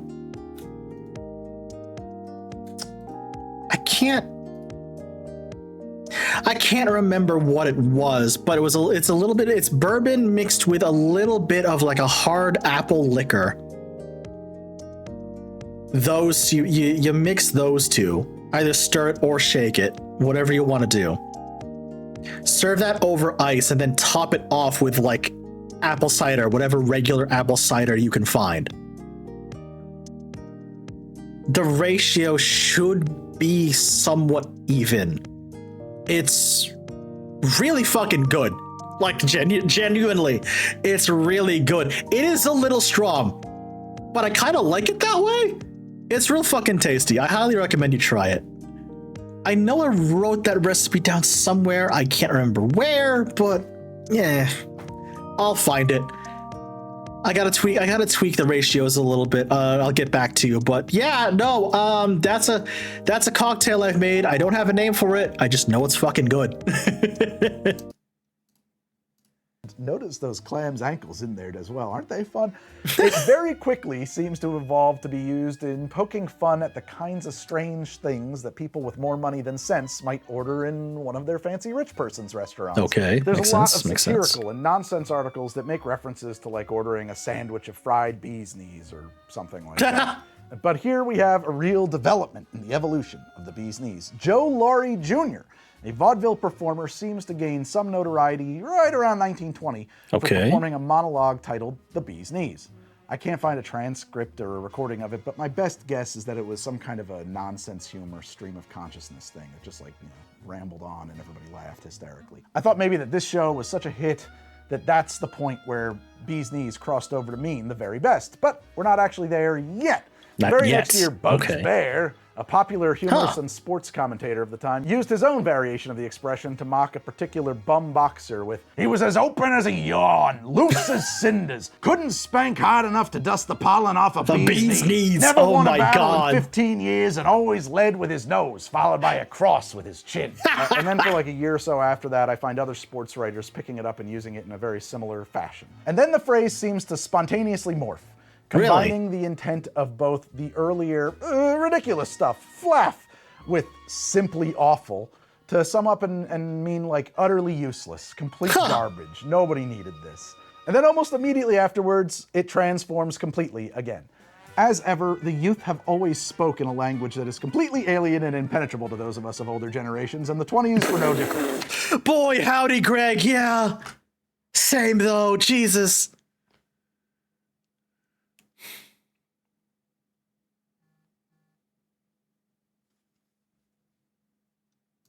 With flapper slang. And curiously, I just realized I haven't turned on the audio. Sorry, chat. Translations that I found, bee's knees is always said to mean the absolute best. Came out of nowhere, but I have a theory as to why. I think that somewhere whoever wrote that very first translation article got told that they were the bee's knees, and knowing no better, assumed it must be a compliment. Of course, I'm the bee's knees. And with great pride, they put that into print. The very best, me. This definition takes hold seemingly overnight, and from there forward, the bee's knees is always the very best around. Slang is very localized. Okay, If you were a young flapper, that's genuinely kind of funny. That's genuinely kind of funny to me. A phrase that originally meant you're terrible or something's awful is irrevocably changed to mean it's the best or it's awesome, all because one reporter misinterpreted that he was being insulted to his face. That's really fucking funny to me. Oh my God. We're in the podunks with no way of knowing what the cool kids in the cities were saying. There was no YouTube, no Instagram, no TikTok, none of this. You'd read that little article and adopt that definition because you wanted to sound like a flapper. And it just spread like wildfire. I want to point out that there were members of my Patreon hanging out with me in the private Discord for my patrons that helped a lot in piecing all of that together, so thanks, guys. And just an aside, none of this show is possible without my Patreon. If hanging out in the Discord sounds cool to you, or any of the other things I've got in my Patreon, like the HTV Side note, chat, this show is impossible without you, so I seriously thank you. cannot do it without you. It's totally, I swear to you, impossible. Thank you, patrons. Now let's get back to this drink. We left off Paleo, on that's Frank Meyer hilarious, claiming actually, in his yeah. 1936 book to have invented the drink, and a newspaper article from 1929 claiming that Molly Brown invented it. But we're not through yet. So there's an earlier cocktail, Cocktails de Paris, that I overlooked in my Prohibition research because I thought I just had enough Parisian representation in my data set.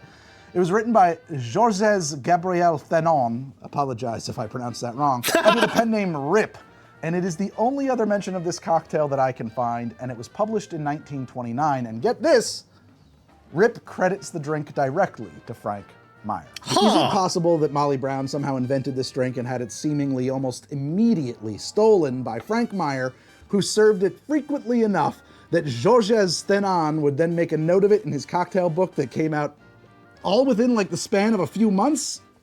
I doubt it. And actually, if you go back to that 1929 newspaper article and read it carefully, you'll notice Molly Brown isn't ever quoted as saying she invented it herself. That's the reporter saying that. So here's what I think happened. The Ritz is one of the hot spots to be in Paris, where this shining giant of the bar is slinging drinks, and the bee's knees, his own creation, is something of a hit. Molly has the drink, she learns the recipe, and she starts ordering it around town. When that reporter caught up with her and some of the other notable ladies of the day and asked what they were drinking, and she said bee's knees, he'd never heard of it. Probably just assumed that she invented it, and that was that.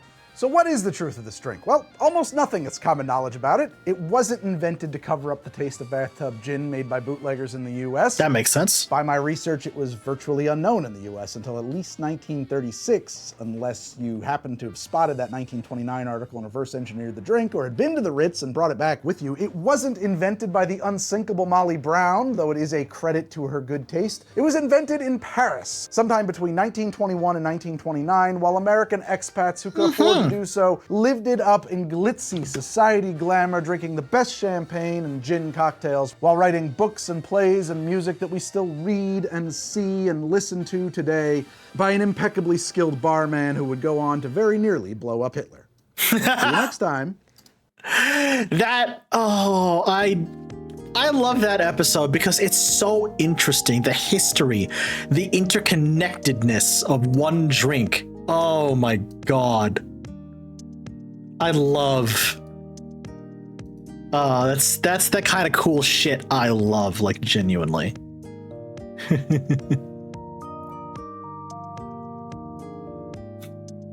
Straight vodka? I can't do straight vodka. That would kill me.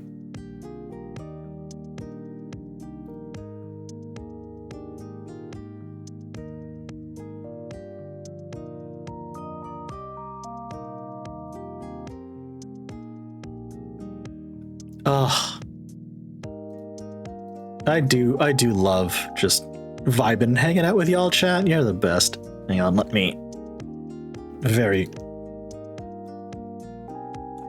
quickly reposition myself here. Hi! The rabbit holes these amateur food historians go down are deep. Yeah, no kidding, Fetch, right? Right? My goodness. I drank the equivalent of a stein of vodka last Wednesday and became the too friendly platypus. Platty, why the hell would you do that to yourself? Platty, why? Oh my God. Tapper, you're adorable. Gotta get out of my chair to pet you, but I will. Aw. No, you're the best chef. No, you're breathtaking. Oh my God.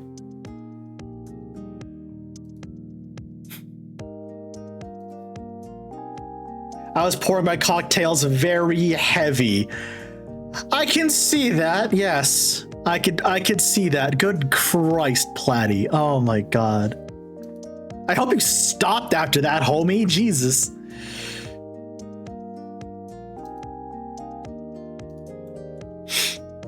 How did Platty not go to the hospital? That's a good question. That's a good question. Oh yeah, I got tagged. I can imagine. Oh my God.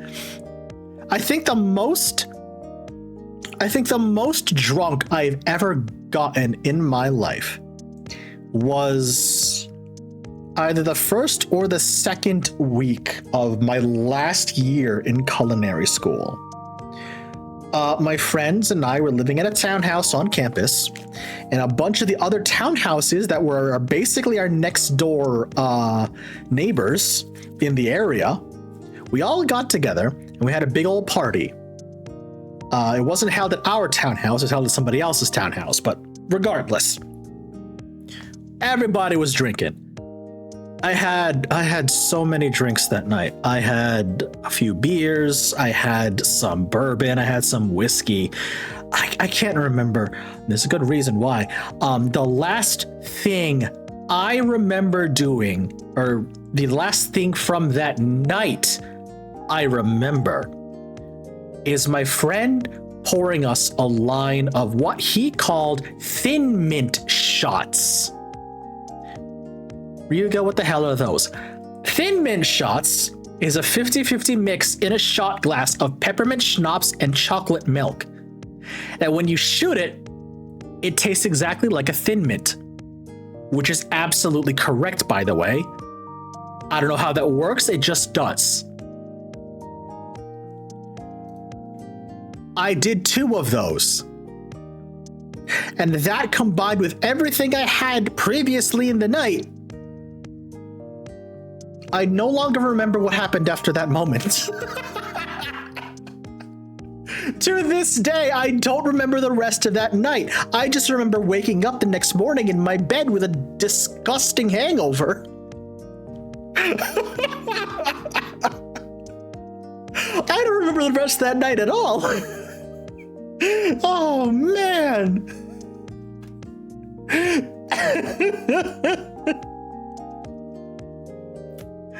Will Ferrell voice milk was a bad choice. Oh, genuinely to this day, I do not remember the rest of that night. I was gone. I was fucking gone, y'all. Holy shit. Oh, Christ. I don't know what possessed me to drink as much as I did that night. I genuinely don't know what possessed me to drink as much as I did that night. And yeah, probably the only time I ever do regret drinking that much. Christ. That was a time. Oh my God, that was a time.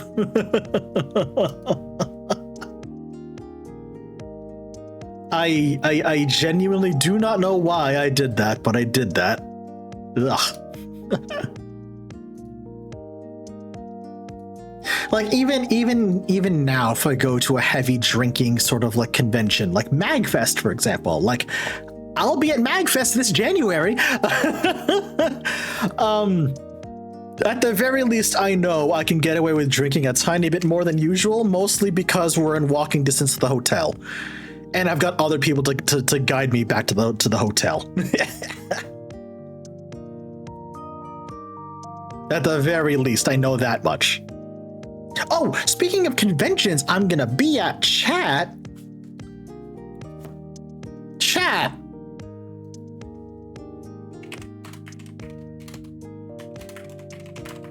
In 2 weeks' time.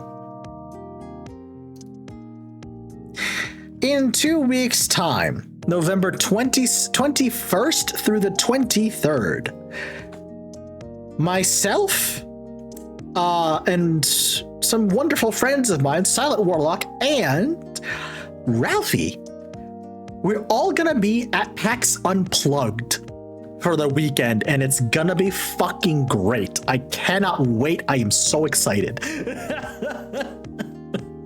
If you're wondering what PAX Unplugged is a tabletop themed convention where, the tabletop games, board games, etc., everything. It's gonna be such a fun time. I can't wait.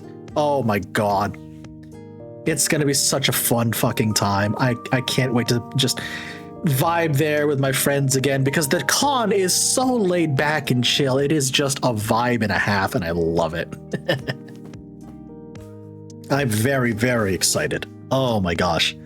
But yeah, I'm going to be going to that in a couple of weeks. And then in January, my friends and I are going to be off to MagFest, because that's the convention we usually go to. Myself and the Stark crew, we go there every year. It's great. Yes, PAX Unplugged is in Philly. Fetch, that is correct. 100% correct. You are correct. I can't fucking wait. I'm so hype. PAX Unplugged is such a good time, such a good vibe. Like, I'm genuinely really, really excited to go back again, because last year was my first time ever going to PAX Unplugged, and I had such a good time that when tickets went live again for this year's PAX Unplugged, I was like, yes, I'm going. I'm fucking going. Like, I have to go. Oh my gosh.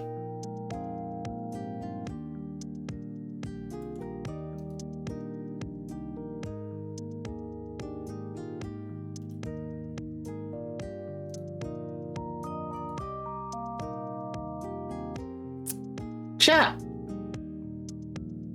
I think I'm gonna wrap it up here. I'm gonna probably just wind down for the rest of the evening, but I do appreciate all of you for coming out tonight and hanging out with me. Y'all are the best. This is the exact kind of vibes I needed, so thank you very much.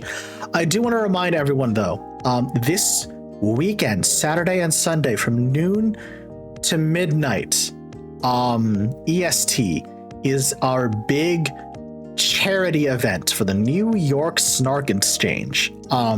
It is our Extra Life charity event. We're calling it Oops All Indies. It is a celebration of indie games, and it's gonna be we're gonna be raising money through Extra Life for Maria Friere's Children's Hospital.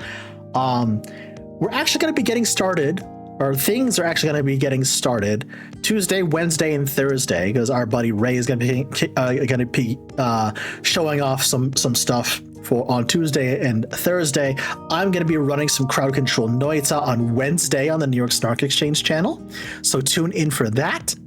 And do join us this Saturday and this Sunday. It's going to be a really fun time. There's going to be some really fun indie games lined up, so I do hope you join us. But also on Friday, we're going to be right back here on the solo channel as I return to more Final Fantasy XIV Endwalker, post-Endwalker MSQ. So yeah, join me then as well. Huh.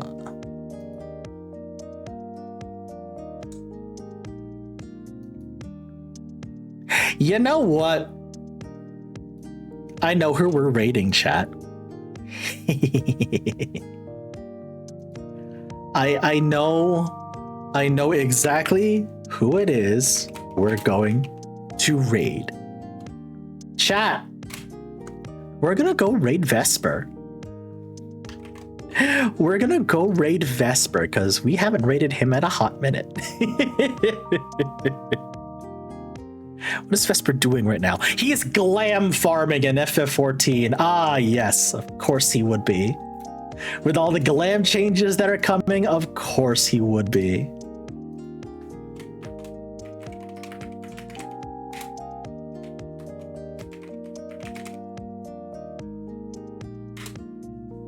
There. Oh, I need to change those because I changed the whoopsie doopsie. I changed the command for my my emotes. I need to change those.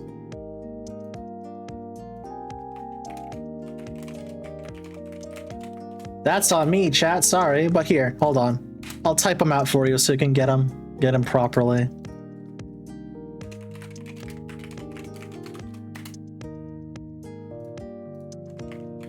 There you go. All right. Have fun with Vesper, y'all. I'll see you here on Wednesday, and then I'll see you on the New York Stock Exchange on Wednesday, back here on Friday, and then throughout the weekend on the New York Snark Exchange. Okay? Have a wonderful night, everybody. Thank you for hanging out with me. Love y'all lots. Mwah. Bye-bye now. Oh.